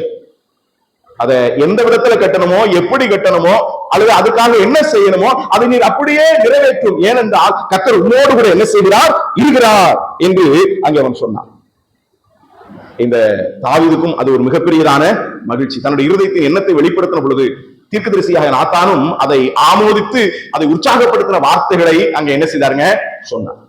ஆனால் சொல்லிவிட்டு போன சில மணி துளிகளிலே அன்று ராத்திரியிலே கர்த்தர் நாத்தானுக்கு என்ன செய்வார் தெரியுமாங்க, தரிசனமாகி அவரிடத்துல பேசுகிறார். அதுதான் 4 தொடங்கியுள்ளதான வசனங்களிலே நான் வாசிக்கிறோம். அன்று ராத்திரியிலே கர்த்தருடைய வார்த்தை நாத்தானுக்கு உண்டாகி, அவர் நீ போய் என் தாசனாகிய தாவீதை நோக்கி கர்த்தர் சொல்லுகிறது என்னவென்றால், நான் வாசமாய் இருக்கத்தக்கதாக ஆலயத்தை நீ எனக்கு கட்டுவாயோ? நான் இஸ்ரவேல் புத்திரர் எகிப்திலிருந்து புறப்பட்ட நாள் முதற் கொண்டு இந்நாள் வரைக்கும் நான் ஒரு ஆலயத்தை வாசம் பண்ணாமல் கூடாரத்திலும் வாசஸ்தலத்திலும் உலாவினேன். நான் இஸ்ரவேல் ஆகிய என் ஜனத்தை மேய்க்கும்படி கட்டளையிட்ட இஸ்ரவேல் கோத்திரங்கள் ஒரு கோத்திரத்தையாவது நோக்கி, நீங்கள் எனக்கு கேதுருவத்தால் செய்யப்பட்ட ஆலயத்தை கட்டாதிருக்கிறது என்ன என்று நான் இஸ்ரவேல் புத்திரருக்குள்ளே உலாவிட எவ்விடத்திலாவது யாதொரு வார்த்தையை சொன்னதுண்டோ என்று அங்கே என்ன செய்யறாருங்க, கர்த்தர் கேட்கிறார். அதனால கீழே உள்ள வசனங்கள்ல சொல்லப்படுகிற அந்த தாற்பயம் அர்த்தம் என்ன என்று சொன்னால், நீ போய் தாவீதுக்கு சொல்லு, நீ ஆலயத்தை என்ன செய்ய வேண்டாம், கட்ட வேண்டாம். தாவீதுடைய இருதயத்துல உள்ளதான அந்த விருப்பம் கர்த்தருக்காக ஆலயம் கட்டணும். அதுல ஏதாவது தப்பு இருக்காங்க? அதுல அவன் பெருமைக்காக, அவனுடைய நன்மைக்காக, அவனுடைய மேன்மைக்காக அப்படின்றதெல்லாம் ஒண்ணுமே கிடையாது. கர்த்தர் மேல உள்ளதான வாஞ்சை, வைராக்கியம். ஆனா கர்த்தர் இப்ப என்ன சொல்றாரு அப்படின்னா, தாவீதிடத்துல போய் நீ சொல்லு, என்னது, அவன் கட்ட வேண்டாம். ஒருவேளை மோசே கூட கேட்டார். இதே போல நீங்க பாத்தீங்கன்னா மோசைக்கு ஒரு ஆசை இருந்துச்சு. என்ன தெரியுமா, இஸ்ரவேல் ஜனங்களை பாலும் தேனும் ஓடக்கூடியதான கானான் தேசத்துக்குள்ளாய் அழைத்து வர வேண்டும் என்பதுதான் மோசை கொடுக்கப்பட்ட கட்டளை, மோசையினுடைய அழைப்பு. அவ்விதமாய் அழைத்து வருகிற சந்தர்ப்பத்துல ஓரிடத்துல அங்கே மோசை கோபப்பட்டாரு. கர்த்தர் என்ன செஞ்சாருங்க, ஒருத்தனை என்ன செய்ய மாட்டாங்க, கானானுக்குள்ள பிரவேசிக்க மாட்டாங்க, யோசுவாவும் காலேபையும் தவிர அப்படின்ற நிலையில மோசை கூட என்ன செய்யப்பட்டார் தெரியுமாங்க, தடுக்கப்பட்டார். கடைசியில மோசையினுடைய ஒரு ஆசை ஆண்டவர்கிட்ட கேட்கிற, உபாகம புத்தகத்தை நீ வாசிவாதீங்கன்னா, ஆண்டவரே நான் அந்த தேசத்துக்குள்ள கொஞ்சம் என்ன செய்யணும், போகணும், கொஞ்சம் உன்னிடத்துல ஒரு விதத்துல சொல்லணும்னா இது கூட மோசையினுடைய ஒரு விருப்பம். மோசே இவ்வளவு நாள் கிட்டத்தட்ட 120 வருட பிரயாசத்தை அதனுடைய கடைசி விளிம்பில வந்து அதனுடைய பலனை பார்க்கணும்னு நினைக்கும் போது முடியாது அப்படின்னு கர்த்தர் சொல்றாரு. அதனால மோசே இங்க கேட்கிறாரு, ஆண்டவரே ஆண்டவரே நான் எப்படியாவது அங்க போயிட்டு வந்துடுறேன், அங்க பேரு ஆண்டவரே அப்படின்னு கேட்கும் போது ஆண்டவர் சொல்றாரு, போதும் இனிமே இதை பத்தி என்கிட்ட பேசாத. அப்படிதான் கர்த்தர் அங்க மோசைக்கு ரிப்ளை பண்றாரு. ஏன்னா அது மோசையினுடைய ஒரு அபிலாஷி, மோசையினுடைய ஒரு விருப்பம் அப்படின்னு சொல்லலாம், மோசையினுடைய ஒரு எண்ணம், அவனுக்கு அடுத்த நிலையில உள்ள ஒரு எண்ணம். கர்த்தர் சொன்னாரு இதை கொஞ்சமாவது என்ன செய்யலாம், பார்க்கலாம் அப்படின்ற ஒரு எண்ணம். ஆனா இங்கே தாவீதினுடைய எண்ணம் அப்படி தன்னுடைய ஒரு விருப்பமாக அல்லது தன்னுடைய நன்மைக்காக தன்னுடைய எண்ணங்களின் நிலையை நிறைவேற்ற வேண்டும் என்பதல்ல, கர்த்தருக்காக இதை என்ன செய்யணும் அப்படின்றதா அவனுடைய விருப்பம். ஆனாலும் கர்த்தர் அங்க என்ன சொல்றாரு அப்படின்னா, நீ இந்த ஆலயத்தை என்ன செய்ய வேண்டாம், கட்ட வேண்டாம். இப்ப தாவீதினுடைய மனநிலையை நம்ம கொஞ்சம் யோசிச்சு பார்ப்போமே. ஆனா தாவீதுடைய மனநிலை பின்னால எப்படி இருந்துச்சு இந்த அதிகாரத்துல நம்ம பார்க்க போறோம்.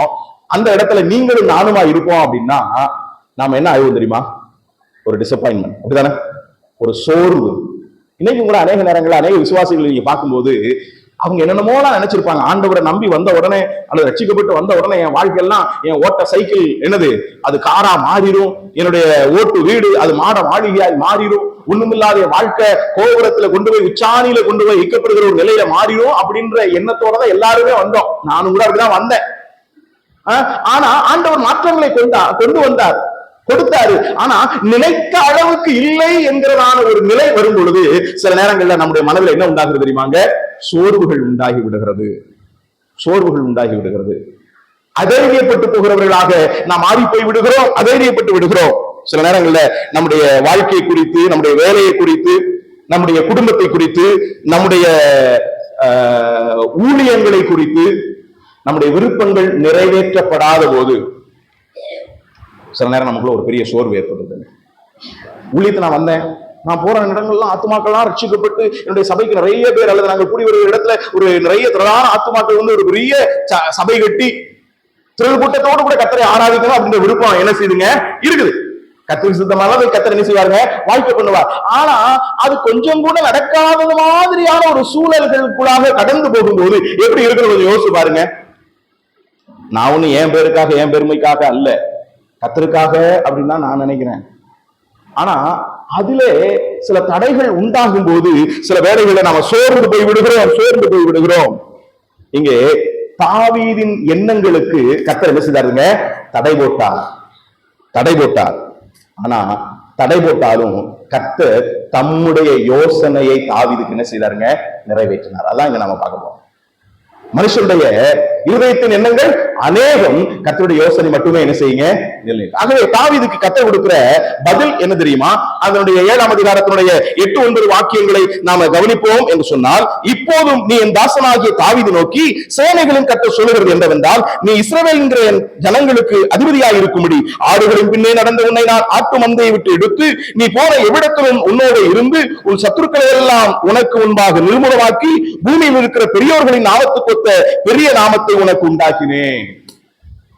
இப்ப கர்த்தர் தாவீதின் பக்கமாய் திரும்பி அவனிடத்துல சொல்லுகிறார். அப்படின்னா இத போய் நீ தாவீதுக்கு சொல்லுன்னு நாத்தான் இடத்துல என்ன செய்யறாருங்க, அங்கே சொல்லுகிறார்.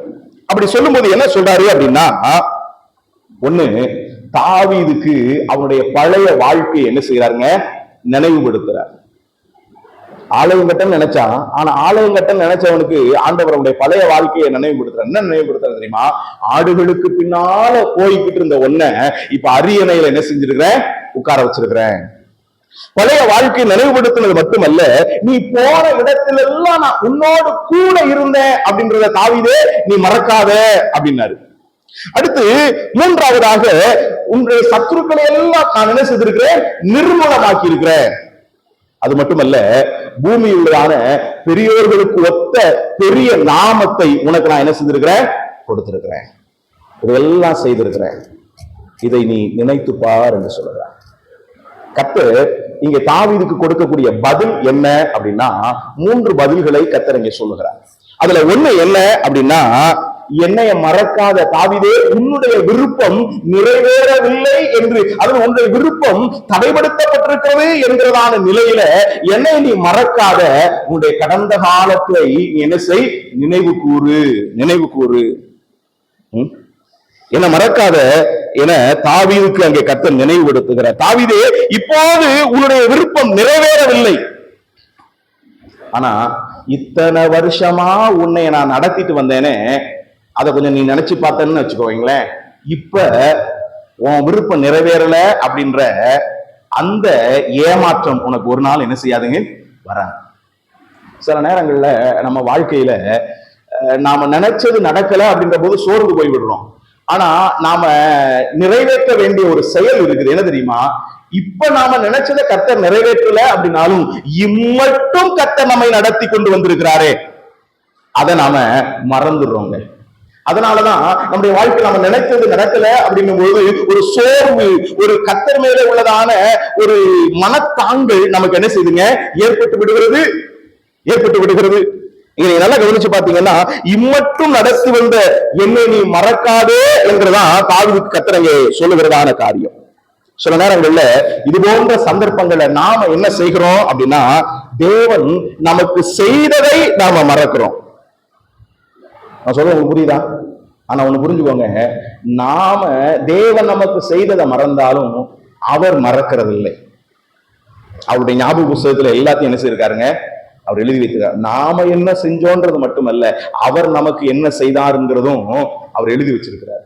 எண்ணிக்கையிட்டு எண்ணமிட்டு அவர் என்ன செய்திருக்காரு தெரியுமாங்க, எழுதி வைத்திருக்கிறார். அதை நாம் மறந்து விட வேண்டாம். அங்கே ஆண்டவர் நமக்கு ஞாபகம் வைத்துக் கொள்ளும்படியாக அவர் நினைவுபடுத்துகிறவராக இருக்கிறார். பழைய ஏற்பாட்டுல நிறைய பண்டிகைகளை இஸ்ரவேல் ஜனங்களுக்கு ஆண்டவர் கொடுத்தார். இதெல்லாம் எதுக்கு தெரியுமா? பண்டிகை கொண்டாடுகிறதற்காக அல்ல, பண்டிகை என்கிறது நினைவு கூறுதலுக்காக. பொதுவா எந்த ஒரு பண்டிகையும் இன்னைக்கு நீங்க பாத்தீங்கன்னா, பண்டிகை அப்படின்னா அது செலிப்ரேஷனுக்கு அப்படின்னு நினைக்கிறாங்க, கொண்டாட்டத்துக்கு அப்படின்னு. ஆனா உண்மையிலே எந்த ஒரு பண்டிகையா இருக்கட்டுமே அதெல்லாம் என்ன தெரியுமாங்க? நினைவு கூறுதல். நினைவு கூறுதல். இஸ்ரவேல் ஜனங்களுடைய வாழ்க்கையில கொடுக்கப்பட்ட எல்லா பண்டிகைகளும் கர்த்தர் அவர்களை நடத்தி வந்ததான வழிகளை, பூரீம் பண்டிகை, கூடார பண்டிகை, இப்படி எத்தனை பண்டிகைகள் இருக்கோ அத்தனை பண்டிகைகளும் கூட என்ன அப்படின்னா கர்த்தர் அவர்களை நடத்தினதான வழிகளை நினைத்து பார்க்கும்படியான அனுபவங்கள். ஆகவே ஒண்ணு புரிஞ்சுக்கோங்க, உங்க வாழ்க்கையில என் வாழ்க்கையில நாம நினைச்சது நடக்கல அப்படின்னா நாம சோர்ந்து போக வேண்டாம், அல்லது கர்த்தரை குறித்ததான ஒரு சஞ்சலம் நம்முடைய மனதில் வர வேண்டாம். முதல்ல நாம செய்ய வேண்டியது என்ன அப்படின்னா, கடந்த நாட்களே கர்த்தர் நமக்கு செய்த நன்மைகளை நீங்க என்ன செய்யுங்க, நினைச்சு பாருங்க. ஆனா அந்த மனுஷ புத்தி இருக்கு பாருங்க, அது எப்படிப்பட்டது தெரியுமா? கிடைச்சத நினைக்கிறத விட, கிடைச்சத நினைவு கூறுகிறதை விட, கிடைக்காத மேலதான் நம்முடைய மனசு என்ன செய்யுங்க, போய்கிட்டு இருக்கும். நான் சொல்றதோடைய அர்த்தம் உங்களுக்கு புரியும் நினைக்கிறேன். நாம நம்முடைய வாழ்க்கையில கர்த்தர் தந்ததை மறந்து விட்டு தராதவன் மேல நாம நம்முடைய மனதை செலுத்துகிறவர்களா இருக்கிறோம். இஸ்ரவேலுடைய வாழ்க்கையை எல்லாம் எடுத்து பாருங்க. இஸ்ரவேல் வனாந்திரத்துல வந்தாங்க. எவ்வளவு நாள் வந்தாங்க? ஒரு நாள் 2 நாளா? 40 வருஷங்க. 40 வருஷம் அவங்க விதைக்கவும் இல்லை, அறுக்கவும் இல்லை, ஒன்னும் செய்யல. ஆனா கர்த்தர் அவர்களை போஷித்தார். எப்படி போஷித்தார் தெரியுமா? வானத்து மன்னாவினாலே, தேவதூதருடைய ஆகாரம் வானத்து மன்னாவினாலே கர்த்தர் என்ன செய்தாருங்க, போஷித்தார். ஆனா வானத்தின் மன்னாவை கொடுத்து கர்த்தர் போஷிச்ச போது இவங்க மனசெல்லாம் எங்க போச்சு தெரியுமா? வெள்ளரிக்காய் மேலையும் கொம்மட்டிக்காய் மேலையும் போச்சு. அப்படித்தானே? கிடைச்ச மேன்மையான நன்மையை அவர்கள் நினைத்து நன்றி செலுத்தாதபடிக்கு கிடைக்காத அற்பமான வெள்ளரிக்காய்களின் மேல அவர்களுடைய மனது போனது. இது போலதான் நம்ம வாழ்க்கையில.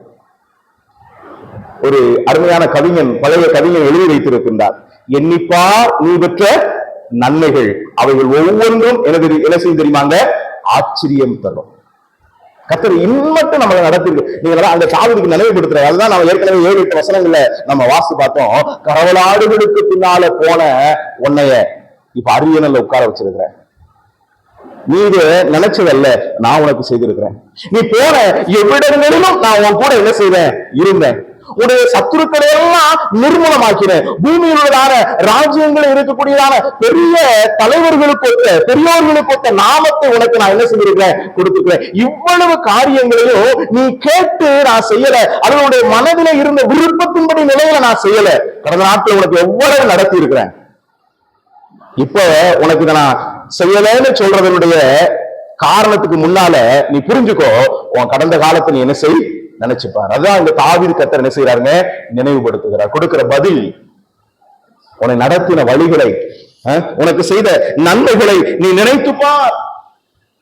ஆனா நாம என்ன பண்றோம் தெரியுமா? அன்னைக்கு அன்னாள் செய்தது போலதான். அன்னாள் தனக்கு பிள்ளை இல்லையே என்கிற நிலையில அழுது கொண்டிருந்தார். ஆனா கணவன் சொன்னா என்னது, 10 பிள்ளைகளுக்கு நான் என்னது சமமான நிலையில. அங்க பாத்தீங்கன்னா 2 மடங்கு அங்கே அதிகமா என்ன செய்யலாம் தெரியுமாங்க, அங்க கொடுக்கிறான். ஆனா அப்படிப்பட்ட அன்பு கூறுகிற கணவன் இருக்கிறான். ஆனா அவளுடைய மனசெல்லாம் என்னங்க போச்சு தெரியுமா, தனக்கு ஒரு பிள்ளை வேண்டும். ஆனா கர்த்தர் கொடுத்தார், அது வேற விஷயம். ஆனா மனுஷனுடைய மனதின் எண்ணங்களை நாம பார்க்கணும். 10 பிள்ளைகளை விட அதிகமாக நேசிக்கக்கூடிய ஒரு கணவன் இருந்த பொழுதும் இவருடைய மனது எங்கதான் இருந்துச்சு, தனக்கு ஒரு பிள்ளை வேண்டும். ஏனென்றால் சக்களத்தி அவளை என்ன செய்யறாங்க, அங்கே அவளை நிந்திக்கக்கூடிய ஒரு நிலையை நான் பார்க்கிறோம். அவளுடைய மனதை வேதனைப்படுத்தக்கூடியதான ஒரு நிலை, வேதனைப்படுத்தக்கூடிய ஒரு நிலை. அப்போ கர்த்தர் நமக்கு கொடுப்பதை விட நமக்கு கொடாததன் மேலதான் நம்முடைய மனசு போகுது. ஆனா கர்த்தர் இங்கே தாவீதுடைய வாழ்க்கையிலே அங்கே சொல்லுகிறார், நான் உன்னை நடத்தி வந்த கடந்த கால வாழ்வை நீ நினைச்சு பாரு. அப்படி நினைச்சு பார்த்துட்டோம் அப்படின்னா ஒரு நாளும் கர்த்தர் மேல நம்ம குறை சொல்ல மாட்டோம். இத சொன்ன உடனே தாவீது ஐயோ இப்படி ஆகி போச்சே அப்படின்னு ஏதாவது சொன்னாரா? நீங்க நல்லா கவனிச்சீங்கன்னா இந்த அதிகாரத்துல அந்த கடைசி பகுதிக்கு நீங்க வாச பார்த்தீங்கன்னா 17ஆம் வசனத்துல, நாத்தான் இந்த எல்லா வார்த்தைகளின்படியும் இந்த எல்லா தரிசனத்தின்படியும் தாவீதுக்கு சொன்னான் அப்படின்னு சொன்ன உடனே தாவீது ஐயோ ஆண்டவரே அப்படின்னு உட்கார்ந்து அழுதாரா? அடுத்த வார்த்தை என்ன வாசிக்கிறோம் தெரியுமா? அப்பொழுது தாவீது ராஜா உபதேசித்து கர்த்தருடைய சமூகத்தில் இருந்து, கர்த்தராகிய ஆண்டவரே, தேவரீர் என்னை இதுவரைக்கும் கொண்டு வந்ததற்கு நான் எம்மாத்திரம், என் வீடு எம்மாத்திரம். ஆண்டவரே, இதுவரைக்கும் நீர் ஏன்னா ஏற்கனவே கர்த்தர் சொல்லிட்டாரு, சொன்னதெல்லாம் நாத்தான் தாவீதுக்கு சொல்லிட்டாரு. என்ன சொன்னாரு கர்த்தர்? ஆட்டுக்கு பின்னால போன உன்னை அரியணையில உட்கார வச்சிருக்கிறேன், நீ போன இடத்துல எல்லாத்தையும் நான் உன் கூட இருந்திருக்கிறேன், உன்னுடைய சத்துருக்களை எல்லாம் நான் நிர்மூலமாக்கி இருக்கிறேன், பூமியின் பெரியோர்களுக்கு ஒத்த நாமத்தை உனக்கு என்ன செய்திருக்கிறேன், கொடுத்திருக்கிறேன். இதெல்லாம் சொன்ன பொழுது, கர்த்தாவே, இதுவரைக்கும் இவ்வளவு நன்மைகளை பெறுகிறதற்கு நான் எம்மாத்திரம் ஆண்டவரே, நான் எம்மாத்திரம் ஆண்டவரே. ஒன்னு புரிஞ்சுக்கோங்க, உங்களுடைய இருதயத்தின் எண்ணங்கள். ஒருவேளை புரியுற பாஷை நான் சொல்றேனே, நாம நினைச்சது நடக்கல அப்படின்னு சோர்ந்து போய் அப்படி முக்காடு போட்டுட்டு உட்கார்ந்துக்கிட்டு அழுதுகிட்டு இருக்காதீங்க. என் பிள்ளைக்கு அடுத்த காரியம், என் குடும்பத்துக்கு எடுத்த காரியம், என் வேலைக்கு எடுத்த காரியம், என்னுடைய சரீர பலனுக்கு எடுத்த காரியம் நான் நினைச்சது மாதிரி இல்லையே, வேறொரு விதத்துல போகுது, வித்தியாசமா இருக்குதே அப்படின்ற நிலையில உட்கார்ந்து அழுதுகிட்டு இருக்காதீங்க. இம்மட்டும் கர்த்தர் உங்களை நடத்தி வந்த வழிகளை நீங்க நினைச்சு பார்ப்பீங்க அப்படின்னா, கர்த்தாவே, இம்மட்டும் நீர் என்னை நடத்துகிறதுக்கு நான் எம்மாத்திரம், நான் எம்மாத்திரம்.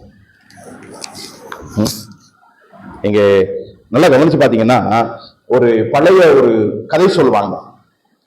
செருப்பில்ல அப்படின்னு முறுமுறுத்து கொண்டிருந்த ஒருத்தன் ரெண்டும் காலு இல்லாதவனை பார்த்த உடனே அதுக்கப்புறம் அந்த முறுமுறுப்பு அப்படியே என்ன செஞ்சுட்டாங்க, நிப்பாட்டிட்டான். நான் சொல்றது உங்களுக்கு புரியுதா? செருப்பில்ல, எனக்கு செருப்பில்லையே, நான் செருப்பு இல்லாம நடந்து போய்கிட்டு இருக்கேனே அப்படின்னு ஆண்டவர்கிட்ட விண்ணப்பம் பண்ணி ஆண்டவனுக்கு ஒரு செருப்பு கூட தரமாட்டாரு அப்படின்னு எதிர்பார்த்து கொண்டிருந்தவன் ஒரு நாள் பார்த்தான். என்ன தெரியுமா? அவனுக்கு முன்னால ரெண்டு காலம் இல்லாத ஒரு மனுஷன் என்ன செய்யறாங்க, அங்க இருக்கிறத பார்த்தப்ப, கர்த்தர் எனக்கு இந்த ரெண்டு காலம் என்ன செஞ்சிருக்காரு, கொடுத்திருக்கிறாரு. அதுக்கு ஸ்தோத்திரம். தந்ததை நினைத்து நாம் ஆண்டவருக்கு நன்றி செலுத்தணுங்க.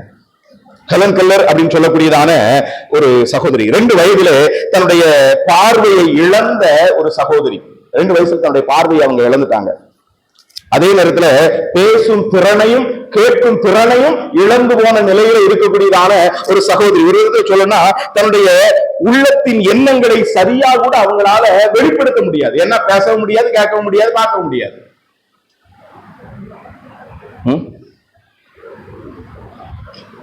மனித பார்வையில பேசும் திறனையும் கேட்கும் திறனையும் இழந்து போன ஒரு சகோதரி அப்படிதான் நான் நினைக்கிறேன்.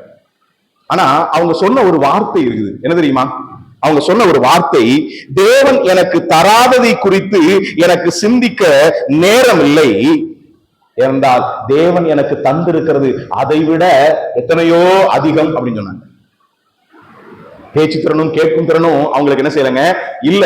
ஆனா அவங்க தன்னுடைய வாழ்க்கையின் நிலையை வெளிப்படுத்துற பொழுது எப்படி வெளிப்படுத்துறாங்க அப்படின்னா, தேவன் எனக்கு தராததை குறித்து எனக்கு சிந்திக்கிறதுக்கு என்ன கிடையாது, நேரம் இல்லை. ஏன்னா அவர் எனக்கு தந்திருக்கிறதை பயன்படுத்துகிறதுக்கே நேரம் பத்தல.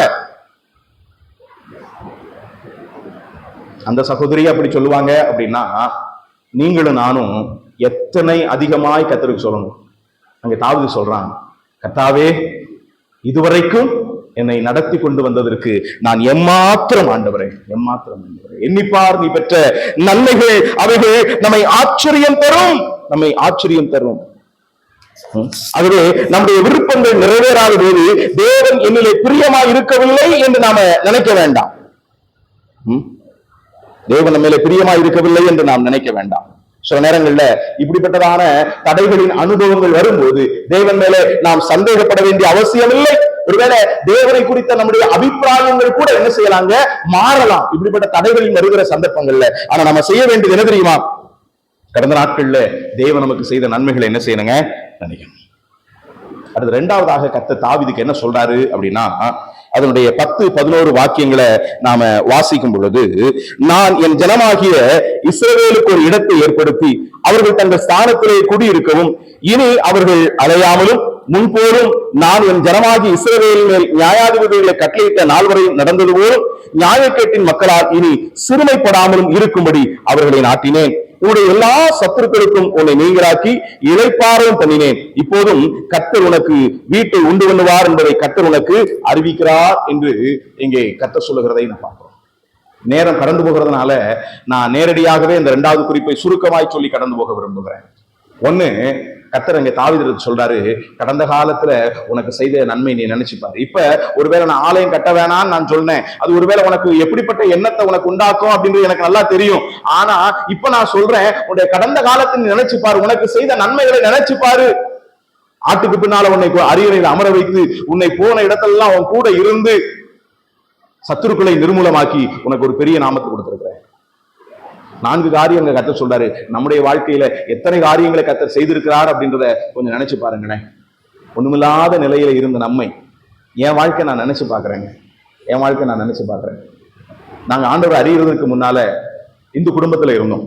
கடவுளை மனிதன் நினை என்று சொல்லக்கூடிய நாத்திக கொள்கையுடைய ஒரு தகப்பனாருடைய ஒரு குடும்பம் தான் எங்களுடைய குடும்பம். ஆனால் நமக்கு அப்பாற்பட்ட நிலையில ஏதோ ஒரு வல்லமை இருக்கிறது என்று சொல்லி இந்து மறுமலர்ச்சி இயக்கம், இந்து திராவிட இயக்கம் இதுகளெல்லாம் ரொம்ப ஈடுபாடு கொண்டு சுடுகாடுகளை பூஜை செய்து சுடுகாட்டு சாமியார் அப்படின்ற பெயர் என்னுடைய தகப்பனார் பெற்றார். எங்களுடைய குடும்பத்துல 3 ஆண் பிள்ளைகள் நாங்கள். ஆனா எல்லாம் இருந்தது. என்னுடைய தகப்பனார் அரசாங்க வேலையில இருந்தவர். எமர்ஜென்சி பீரியட்ல அதுல இருந்து அவர் என்ன செய்யப்பட்டாருங்க, அவர் வெளியே வந்து சிறைச்சாலைக்கு போயிட்டு வந்தவர். அப்படிப்பட்ட பல நிலைகள்ல அவர் கடந்து போனவர். ஆனாலும் கூட நல்ல ஒரு வருமானம் இருந்தது. என்னுடைய 2 சகோதரர்களும் வேலை செய்து கொண்டிருந்தார்கள். வீட்டிலே நல்ல வருமானம் எல்லாமே இருந்தது. ஆனா வாழ்க்கையில் என்ன செய்யலங்க, நிம்மதி இல்லை. நிம்மதியை இழந்த நிலையில ஒன்றுமில்லாத ஒரு தரித்திரத்தின் அனுபவத்துக்குள்ள நாங்க போனோம். நான் மதுரை பைபாஸ் ரோட்ல அந்த பக்கத்துல சம்மட்டிபுரம் என்கிற ஒரு இடம் இருக்குது. அந்த பகுதிக்கு நான் கடந்து போகும் பொழுதெல்லாம் என்னுடைய மனதிலே ஞாபகம் வரக்கூடிய ஒரு தெரு உண்டு. நான் அங்கிட்டு போகிறதுக்கு எனக்கு காரணம் இல்லாட்டாலும் அந்த பகுதியில போகும்போது அந்த தெருவழியா நான் போவேன். ஏன் தெரியுமா, நாங்க ரட்சிக்கப்பட்ட பொழுது இருந்த ஒரு வீடு அங்க உண்டுங்க. அந்த வீட்டுல நாங்க குடியிருக்கும் போது அந்த வீட்டுக்கு கூட எங்களால வாடகை கொடுக்க முடியாதபடிக்கு அந்த வீட்டு ஓனர் ஃபேனையும் டியூப்லைட் என்ன செஞ்சாருங்க, கலட்டிட்டு போயிட்டார். ஃபேனையும் டியூப்லைட்டையும் கலட்டிட்டு போயிட்டாரு. அதனால அந்த வீட்டுக்கு வாடகை கொடுக்காத நிலையில வீட்டை காலி பண்ணுங்க அப்படின்னு சொல்லிட்டாரு. அது வாடகைக்கு பதிலாக வேனும் டியூப்லைட் கலட்டி கொண்டு போகப்பட்ட ஒரு நிலை. என்னோட தகப்பனார் நானும் மட்டும்தான் இருக்கிறோம். எங்களுடைய குடும்பம் சிதறடிக்கப்பட்ட ஒரு நிலைக்குள்ளாக மாறி போனது. ஆனால் என்னுடைய தகப்பனார் வேலைக்கு போவாரு. அவர் வேலை பார்த்த இடங்களில் சில பிரச்சனைகள் ஆகி சம்பளம் இல்லாத ஒரு சூழ்நிலைக்குள்ளாக அவர் கடந்து போனார். அந்த நேரத்துல காலையிலேயே வீட்டை விட்டு அவர் போயிடுவார் வேலைக்கு போறதுக்காக. நானும் காலையிலே எழுந்து பக்கத்துல இருக்கக்கூடிய எங்களுடைய தூரத்து உறவினராகிய ஒரு சகோதரனுடைய வீட்டுல போய் உட்கார்ந்துருவேன். அதுக்கப்புறம் பள்ளிக்கூடத்துக்கு போயிடுவேன். பள்ளிக்கூடத்துல சத்துணவு சாப்பிட்டுட்டு மறுபடியும் சாயங்காலம் அந்த சகோதரனுடைய வீட்டுல போய் அங்க உட்கார்ந்து படிச்சுட்டு ராத்திரி பொழுதடையும் போது எல்லாரும் கதவு அடைச்சதுக்கு பின்னால திருடர்களை போல நாங்க குடியிருக்கிற வீட்டுக்குள்ளேயே நாங்க போவோம். நான் சொல்றது உங்களுக்கு புரியுதா? அப்படிப்பட்ட ஒரு நிலையில நாங்க இருந்தோங்க. ஆனா கர்த்தருடைய வாழ்வை மாற்றினார். கர்த்தருடைய வாழ்வை மாற்றினார். எல்லா நிலையிலும் அதை சொல்ல போனா சொல்லிக்கொண்டே போகலாம். கர்த்தர் அதெல்லாம் மாத்தினாருங்க. இத்தனை நன்மைகள் கர்த்தர் செய்திருக்கும் போது தாவீது சொல்லுகிறாங்க, இம்மட்டும் நீ செய்திருக்கிறதற்கு நான் எம்மாத்திரம், நானும் என் வீடும் எம்மாத்திரம். இதை ஒவ்வொருடைய வாழ்க்கையில நினைச்சு பாருங்களேன். உங்களுடைய துவக்க காலம், உங்களுடைய வாழ்வினுடைய ஆரம்பம், நீங்கள் ரட்சிக்கப்பட்ட புதிதில இருந்த அனுபவம், உங்களுடைய சிறு வயதின் காலகட்டங்களிலே தேவனை தெரிந்து கொண்ட நிலையில நீங்கள் இருந்த பொழுது இருந்த உங்களுடைய நிலை, இப்பொழுது கர்த்தர் உங்களை வைத்திருக்கக்கூடியதான மேன்மையான, நன்மையான, உயர்வான, ஆசீர்வாதமான அனுபவம், இதெல்லாம் நீங்க நினைச்சு பாத்தீங்க அப்படின்னா, இப்ப உங்க இருதயத்துல கர்த்தர் உங்களுக்கு நிறைவேற்றணும், நடக்கணும்னு நினைச்சதான காரியங்கள் நடக்காம போகும்போது நீ முறுமுறுக்க வேண்டிய அவசியமே இல்லைங்க. கர்த்தர் எத்தனை நன்மைகளை கடந்த நாட்களை செய்திருக்கிறார் தெரியுமா? எத்தனை நன்மைகளை செய்திருக்கிறார். அது மட்டுமல்ல, இரண்டாவதாக இங்கே தாவீதிடத்துல கர்த்தர் சொல்லுகிறார், தாவீதே இங்கே உன்னை கொண்டு நான் என்ன செய்கிறேன் என்கிறதை நீ புரிந்து கொள் என்று அங்கே தாவீதுக்கு சொல்றார். 1, கடந்த காலத்தை நினைச்சு பாரு. 2, நிகழ்காலத்தை புரிஞ்சுக்கிட்டு நடந்துக்கோ. கடந்த காலத்தை என்ன, 2வது நிகழ்காலத்தை புரிஞ்சுக்கிட்டு நடந்துக்கோ அப்படின்னு. என்ன புரிஞ்சுக்கிட்டு நடந்துக்கோ? கர்த்தர் இந்த 10-11 வாக்கியங்களை சொல்றாரு. நான் என் ஜனத்தை ஒரு ராஜ்யமாக ஏற்படுத்தி முன்னால் அவங்க அலைந்தது போல மற்ற ஜனங்களாலே சிறுமைப்படுத்தாதபடிக்கு அவர்களை ஒரு தேசமாய் நான் அவர்களை ஸ்தாபிதம் பண்ணுவேன்.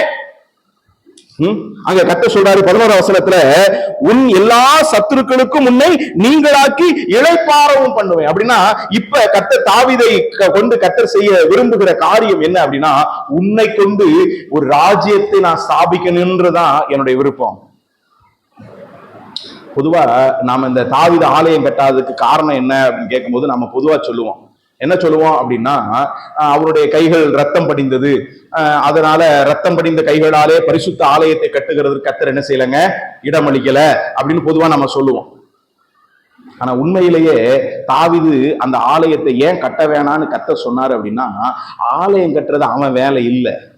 ஏன்னா கர்த்தர் அவனுக்குன்னு ஒரு பொறுப்பை வச்சிருந்தார். என்ன பொறுப்பு தெரியுமா? அவனுடைய காலகட்டத்துலதான் தேசம் ஒரு ராஜ்யமாக, இஸ்ரவேல் ஜனங்கள் ஒரு ராஜ்யமாக ஸ்தாபிக்கப்பட்டாங்க. அதுதான் அந்த 10-11 வசனத்துல ஆண்டு சொல்லாரு. முன்னால் இருந்தது போல நியாயாதிபதிகளின் காலத்தில் நடந்தது போல அப்படி இப்படிலாம் அவங்க அலைக்கழிக்கப்படாதபடிக்கு அவர்களை ஒரு தேசமாய் ஒரு ராஜ்யமாய் நான் கட்ட பண்ணுவேன். அதுக்கு நீ யுத்தம் செய்து ஒரு தேசத்தை என்ன செய்யணும், கட்டணும். அதனாலதான் பின்னால சாலமோன் சொல்லும் பொழுது ஈராம் என்கிறதான ராஜாவுக்கு அவன் தாவீது ஆலயம் கட்டாதபடிக்கு இருந்ததனுடைய காரணத்தை எழுதுறான். அதாவது சொல்றான், நீங்க கவனிச்சு பாருங்க, அங்கே வாசிங்களேன்.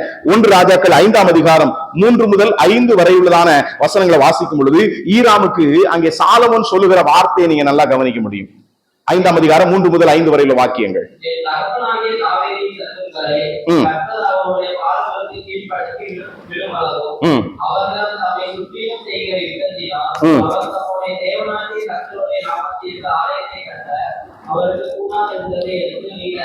நல்லா கவனிங்க.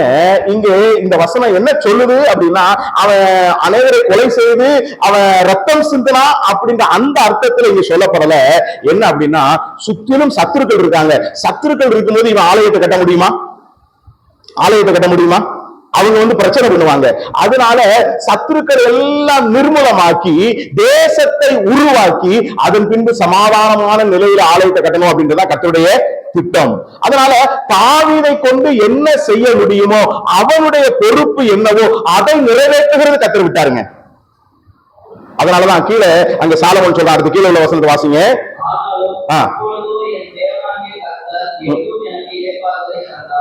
இப்ப தாவீது இங்க சாலமோன் சொல்றான், இப்ப எனக்கு கர்த்தர் சுத்திலும் என்ன கொடுத்திருக்காரு, இளைப்பாறுதலை கொடுத்திருக்காரு. ஏன்னா தேசம் ராஜ்யமாக என்ன செய்யப்பட்டிருக்கிறது, கட்டப்பட்டிருக்கிறது. அதனால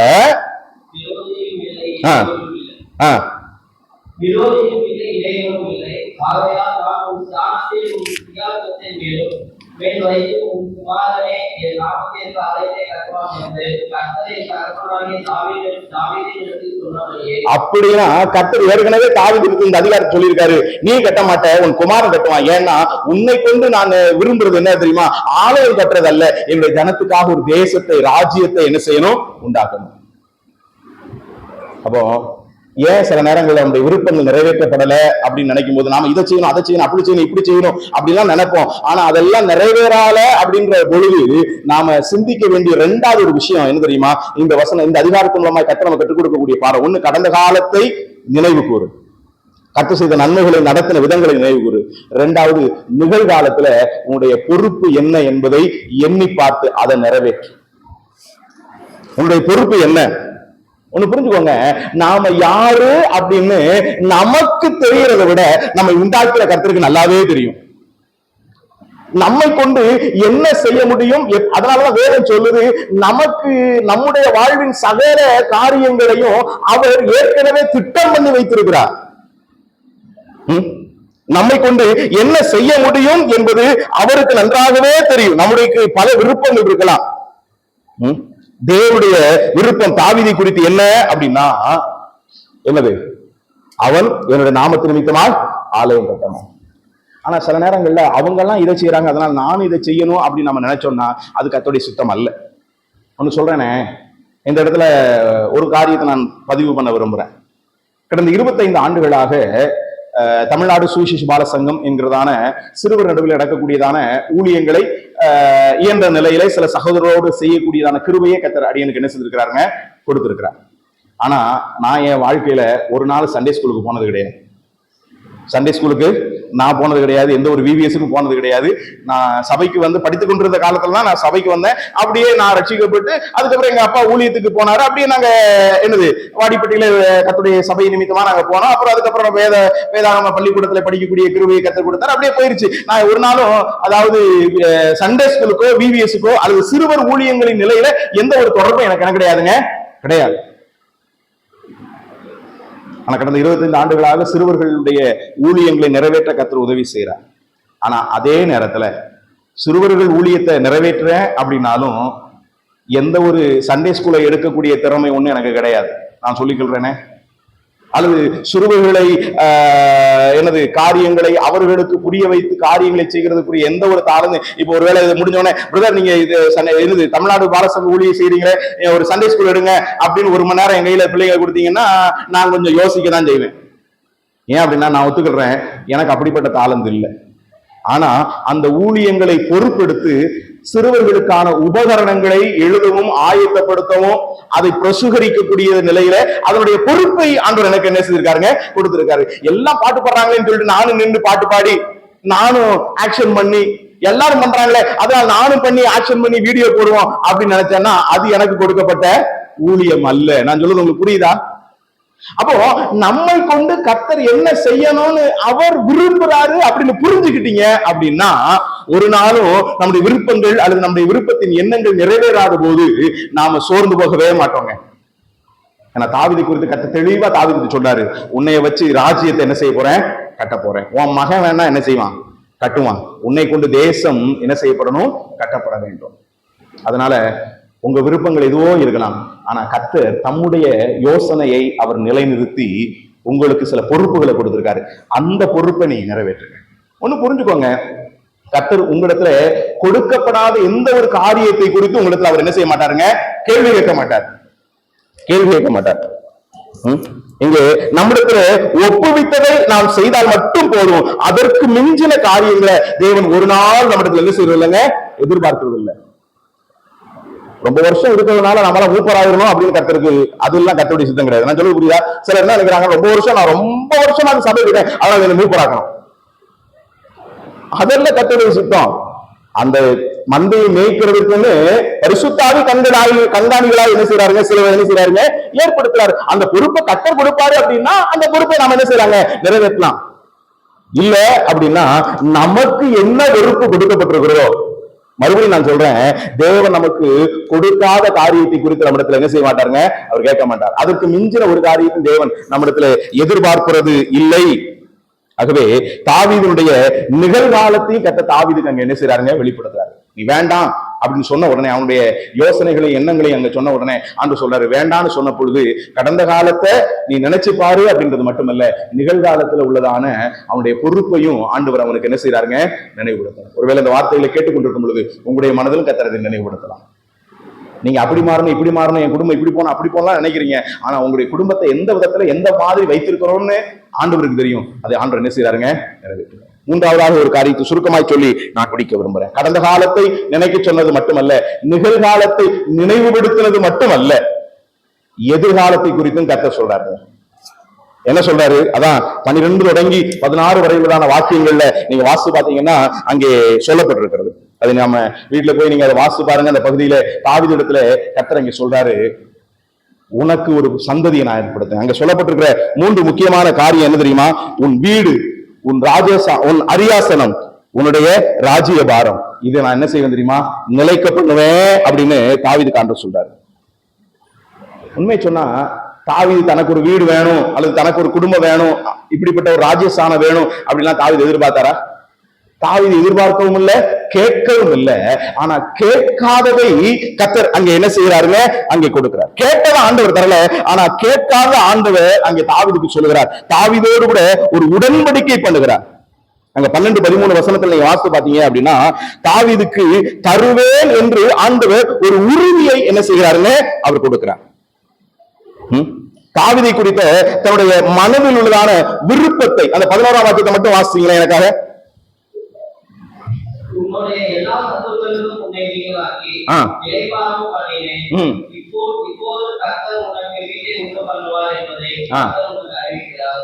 இப்போதும் கர்த்தர் உனக்கு ஒரு வீட்டை கட்டுவார் என்றதை கர்த்தர் உனக்கு தன்னுடைய மனசு, தாவீதை குறித்ததான கர்த்தருடைய மனசு என்னன்றதை கர்த்தர் அங்க வெளிப்படுத்துறாருங்க. உண்மையை சொல்லணும் அப்படின்னா நம்மை குறித்து கர்த்தர் தன்னுடைய இருதயத்துல உள்ளதெல்லாம் வெளிப்படுத்துவாரு அப்படின்னா நாம உறைஞ்சு போயிடுவோம். நாம நினைக்கிறோம் எனக்கு கர்த்தர் இதை செய்யல இதை செய்யலன்னு சொல்லிட்டு நம்முடைய மனக்குமரலை வெளிப்படுத்திக்கிட்டு இருக்கோம். ஆனா இன்னொன்னு புரிஞ்சுக்கோங்க, உண்மையிலேயே கர்த்தர் நமக்கு என்ன செய்ய போறாது அப்படின்றத ஓப்பனா திறந்த நிலையில நமக்கு வெளிப்படுத்திடுவாரு அப்படின்னு வச்சுக்கோங்களேன். அன்றைக்கு சேபாவின் ராஜஸ்ரீயை குறித்து வேதத்துல வாசிக்கும் பொழுது அவள் ஆச்சரியத்தால் பிரம்மை உண்டு என்று சொல்லப்பட்டிருக்கிறது போல. அதனாலதான் இங்க தாவீது சொல்லும் போது கூட இந்த 7ஆம் அதிகாரத்துல அவன் தொடர்ந்து இங்க பின்னால அங்க அவன் சொல்றான், கர்த்தருடைய ஆலயத்துல பிரவேசித்து விட்டு அவன் சொல்லுகிறதான காரியத்தை நீங்க நல்லா கவனிச்சீங்க அப்படின்னா கீழே உள்ளதான அந்த 18 வசனங்களை வாசிங்க. நானே அங்க வாசிக்கிறேன். கர்த்தராகிய ஆண்டவரே, இது இன்னும் உம்முடைய பார்வைக்கு கொஞ்சமா இருக்கிறது என்று கண்டு. இதுவரைக்கும் என்னை நடத்த வந்ததுக்கே நான் ஏமாத்துறோம் அப்படின்னு சொல்லிட்டு, இது கூட நான் தாவீதுக்கு செஞ்சது கம்மிதான், அதனால அங்க இது உங்களுடைய பார்வைக்கு கொஞ்சமா இருக்கிறது என்று தேவரே உங்களுடைய அடியானுடைய வீட்டை குறித்து வெகு தூரத்தின் காலத்தின் செய்தியை மனுஷர் முறைமையால் சொன்னீரே, இனி தாவீது இடத்துல சொல்ல வேண்டியது என்ன? அந்த ஒரே வார்த்தையில தாவீது அங்க முடிச்சிட்டான். இனி தாவீது இடத்துல சொல்ல வேண்டியது என்ன? என் விருப்பம், எனக்கு இப்படிலாம் ஆசை இருக்கு அப்படிலாம் சொல்ல வேண்டியது என்ன? ஏன்னா என்னைய குறித்து நீ இவ்வளவு பெரிய ஒரு திட்டம் வைத்திருக்கிறீரே, கர்த்தர் உங்களை குறித்து என்னை குறித்தும் வைத்திருக்கிற திட்டத்தை நீங்க புரிஞ்சிருப்பீங்க அப்படின்னா நிச்சயமா நம்முடைய வாழ்க்கையில நிறைவேறாத நம்முடைய விருப்பங்களை குறித்து, நிறைவேறாத நம்முடைய எண்ணங்களை குறித்து ஒரு நாள் நாம கர்த்தர் மேல என்ன செய்ய மாட்டோங்க, நாம குறை சொல்ல மாட்டோம். நாம ஏமாந்துட்டோம், கர்த்தர் ஏமாத்திட்டாரு அப்படின்ற நிலையில ஒரு நாள் நாம என்ன செய்ய மாட்டாங்க, சொல்ல மாட்டோம். ஏன்னா இனி நான் என்ன சொல்ல, ஏன்னா கடந்த காலத்துல கர்த்தர் என்னை எந்த அளவுக்கு நடத்தினாரு, நிகழ்காலத்துல எனக்கு எவ்வளவு மேன்மையான பொறுப்பு கொடுத்திருக்காரு, எதிர்காலத்துல எவ்வளவு மகிமையான ஒரு வாழ்க்கையை கர்த்தர் எனக்கு வச்சிருக்காரு அப்படின்னு புரிஞ்சுக்கிட்டோம் அப்படின்னு வச்சுக்கோங்களேன். இப்ப கர்த்தர் உங்க வாழ்க்கையிலும் என் வாழ்க்கையிலையும் நம்முடைய ஜபங்களுக்கு பதில் கொடுக்காத அப்படின்னே சொல்றேன், நம்முடைய விருப்பங்களை நிறைவேற்றாத காரியங்களை நினைச்சு ஒரு நாள் நம்ம சோர்ந்து போக மாட்டோம், ஒரு நாள் கண்ணீர் வடிச்சுக்கிட்டு இருக்க மாட்டோம். நம்முடைய உள்ளத்துல இருந்து கர்த்தரை துதிப்போம். கர்த்தாவே, இம்மட்டும் நீர் என்னை நடத்தி வந்ததற்கு நானும் என் வீட்டாரும் எம்மாத்திரம். இங்கே தாவீது தன்னுடைய எதிர்காலத்தை குறித்து கர்த்தர் தனக்கு சொன்ன காரியங்களை அவன் கேட்ட பொழுது அவன் கர்த்தருடைய இருதயத்திலே இப்படிப்பட்ட ஒரு சிந்தை இருக்கிறது என்பதை உணர்ந்த பொழுது நான் இனி என்ன சொல்ல அப்படின்னு சொல்றான். உன் பெயர் உன் சந்ததி நிலைக்கும். நல்லா கவனிச்சு பாருங்க, தாவீதுக்கு அப்புறம் அந்த தாவீது உட்கார்ந்த சிங்காசனத்துல உட்கார்ந்து இருக்கிற எல்லாரும் சொல்றது என்ன தெரியுமா? தாவீதின் சிங்காசனம். அப்படிதான் வாசிக்கிறோம், அப்படிதானே? தாவீதின் ராஜபாரம். நம்ம வேதத்துல வாசித்து பார்த்தோம் அப்படின்னா நம்முடைய ஆண்டவர் அமரப்போகிற சிங்காசனத்தின் பேரும் என்ன தெரியுமாங்க? தாவீதின் சிங்காசனத்துல வீற்றிருக்கிறவர். எத்தனை பெரிய மேன்மை! தேவனை கனம் பண்ணுகிற மனிதனை கர்த்தர் வேத புத்தகத்தின் கடைசி அதிகாரத்திலும் கூட அவன் பேரை சொல்லி கனப்படுத்துறாருங்க. நான் சொல்றது உங்களுக்கு புரியுதா? வேத புத்தகத்தினுடைய உண்மையிலே தாவீது ஆலயத்தை கட்டியிருப்பான் அப்படின்னா சாலமோன் கட்டினதை விட மகிமையா கட்டியிருப்பான். நான் உண்மையை சொல்றேன். அங்க சாலமோன் கட்டினதை அவ்வளவு பெருசா பிரம்மாண்டமா கட்டினா. இதெல்லாம் என்ன தெரியுமா? தாவீது கொடுத்த பிளான், அப்படிதானே? தாவீது அதெல்லாம் சபதரித்து கொடுத்தான் அப்படின்னு வாசிக்கிறோம். ஆனா உண்மையிலே மனசுல உள்ளதை அப்படியே அவன் நிறைவேற்றணும் அப்படின்னா இதெல்லாம் தாவீது சொல்லி இவன் செஞ்சான். ஆனா தாவீது அவன் மனசுல உள்ளதை நிறைவேற்றினா இதை விட பிரம்மாண்டமா அதை செஞ்சிருப்பான். ஆனா கர்த்தருக்கு அதல்ல விருப்பம். தாவீது குறித்து வேறொரு நோக்கத்தை வச்சிருக்காரு. அந்த நோக்கத்தை நீ மட்டும் நிறைவேற்றினா போதும் தாவீதே, உன்னுடைய எதிர்காலத்தை நான் பாத்துக்கிறேன் அப்படின்னு சொன்னார். உன்னுடைய எதிர்காலத்தை நான் பாத்துக்கிறேன். ஆண்டவர் தம்மை தாவீதின் வேறுமானவர் என்று தன்னை என்ன செய்யறாருங்க, அழைக்கிறார். அதனால கர்த்தருடைய பிள்ளைகளே, மனிதனுடைய இருதயத்தின் எண்ணங்கள் அநேகம். உங்க இருதயத்துல பல காரியங்களை நீ சிந்திச்சுக்கிட்டு இருக்கலாம், யோசிச்சுக்கிட்டு இருக்கலாம். அதெல்லாம் நிறைவேறல அப்படின்ற அபிலாஷை அல்லது அது நிறைவேறல அப்படின்ற நிலையில உங்களுக்கு வருத்தமும் வேதனைகள் இருக்கலாம். ஆனா ஒண்ணு புரிஞ்சுக்கோங்க, தாவீதின் மூலமாய் கர்த்தர் நம்ம கற்றுக் கொடுக்கிற பாடம், கடந்த நாட்கள்ல கர்த்தர் உங்களை நடத்தினதை நீங்க நினைச்சு பாருங்க. இம்மட்டும் கர்த்தர் நடத்தினதற்கு நாம ஏமாத்துறோம். இம்மட்டும் கர்த்தர் நமக்கு நடத்தினது ஏமாத்துறோம். இரண்டாவதாக, உங்களுடைய வாழ்க்கையில இப்ப உங்களுடைய பொறுப்பு என்ன, உங்களை கொண்டு கர்த்தர் என்ன செய்ய விரும்புறாருங்கிறத புரிந்து கொண்டு அந்த பொறுப்பை மட்டும் என்ன செய்யுங்க, நிறைவேற்றுங்க. எதிர்காலத்தை என்ன செய்வாருங்க, கர்த்தர் பார்த்துக் கொள்வாரு. உண்மையிலேயே எதிர்காலத்தை நாம எப்படி இருப்போம்னு கர்த்தர் உண்மையில நமக்கு வெளிப்படுத்துவாரு அப்படின்னா நம்ம ஆச்சரியத்துல பிரம்மை கொள்வோம்.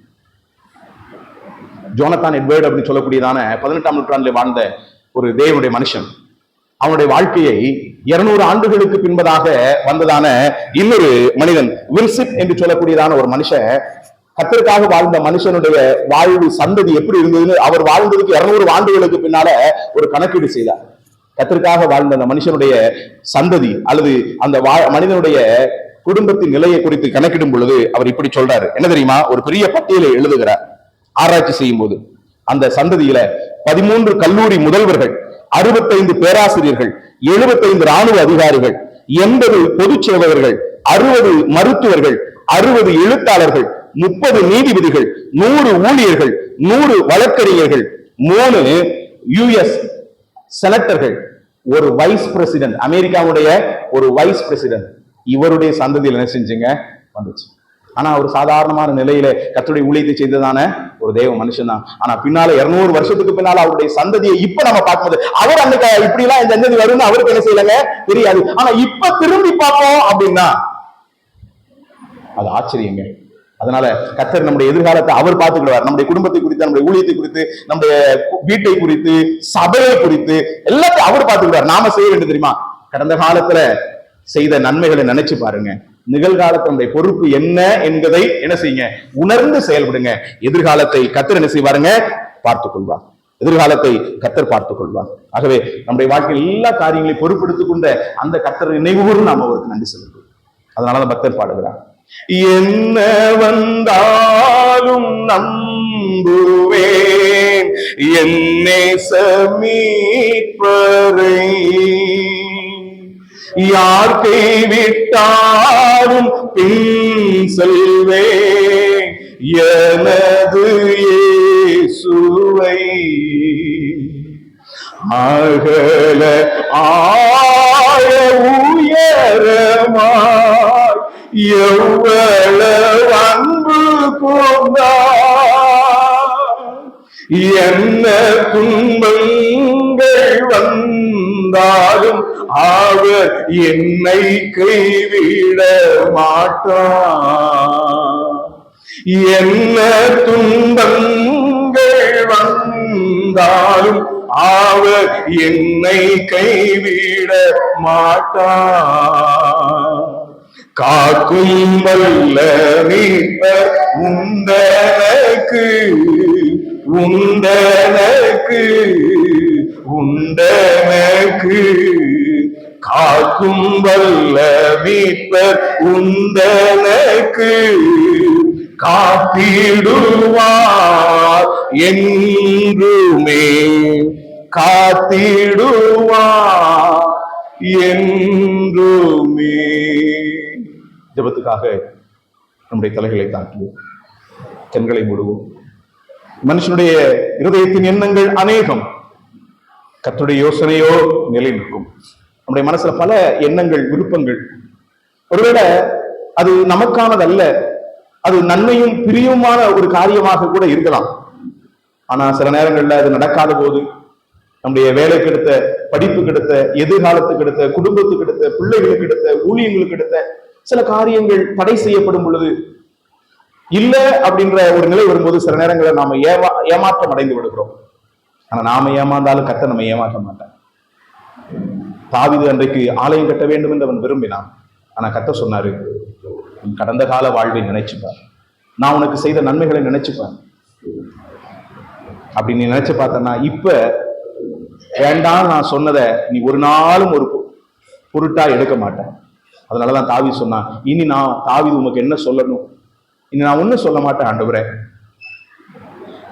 தாவீதே, ஆலயம் கட்டணும் நீ விரும்புன, ஆனா உன்னை குறித்த என்னுடைய பொறுப்பு, உன்னுடைய பொறுப்பு, என்னுடைய எண்ணம் நீ ராஜ்யத்தை ஸ்தாபிக்கணும் அப்படின்றது மட்டுமல்ல.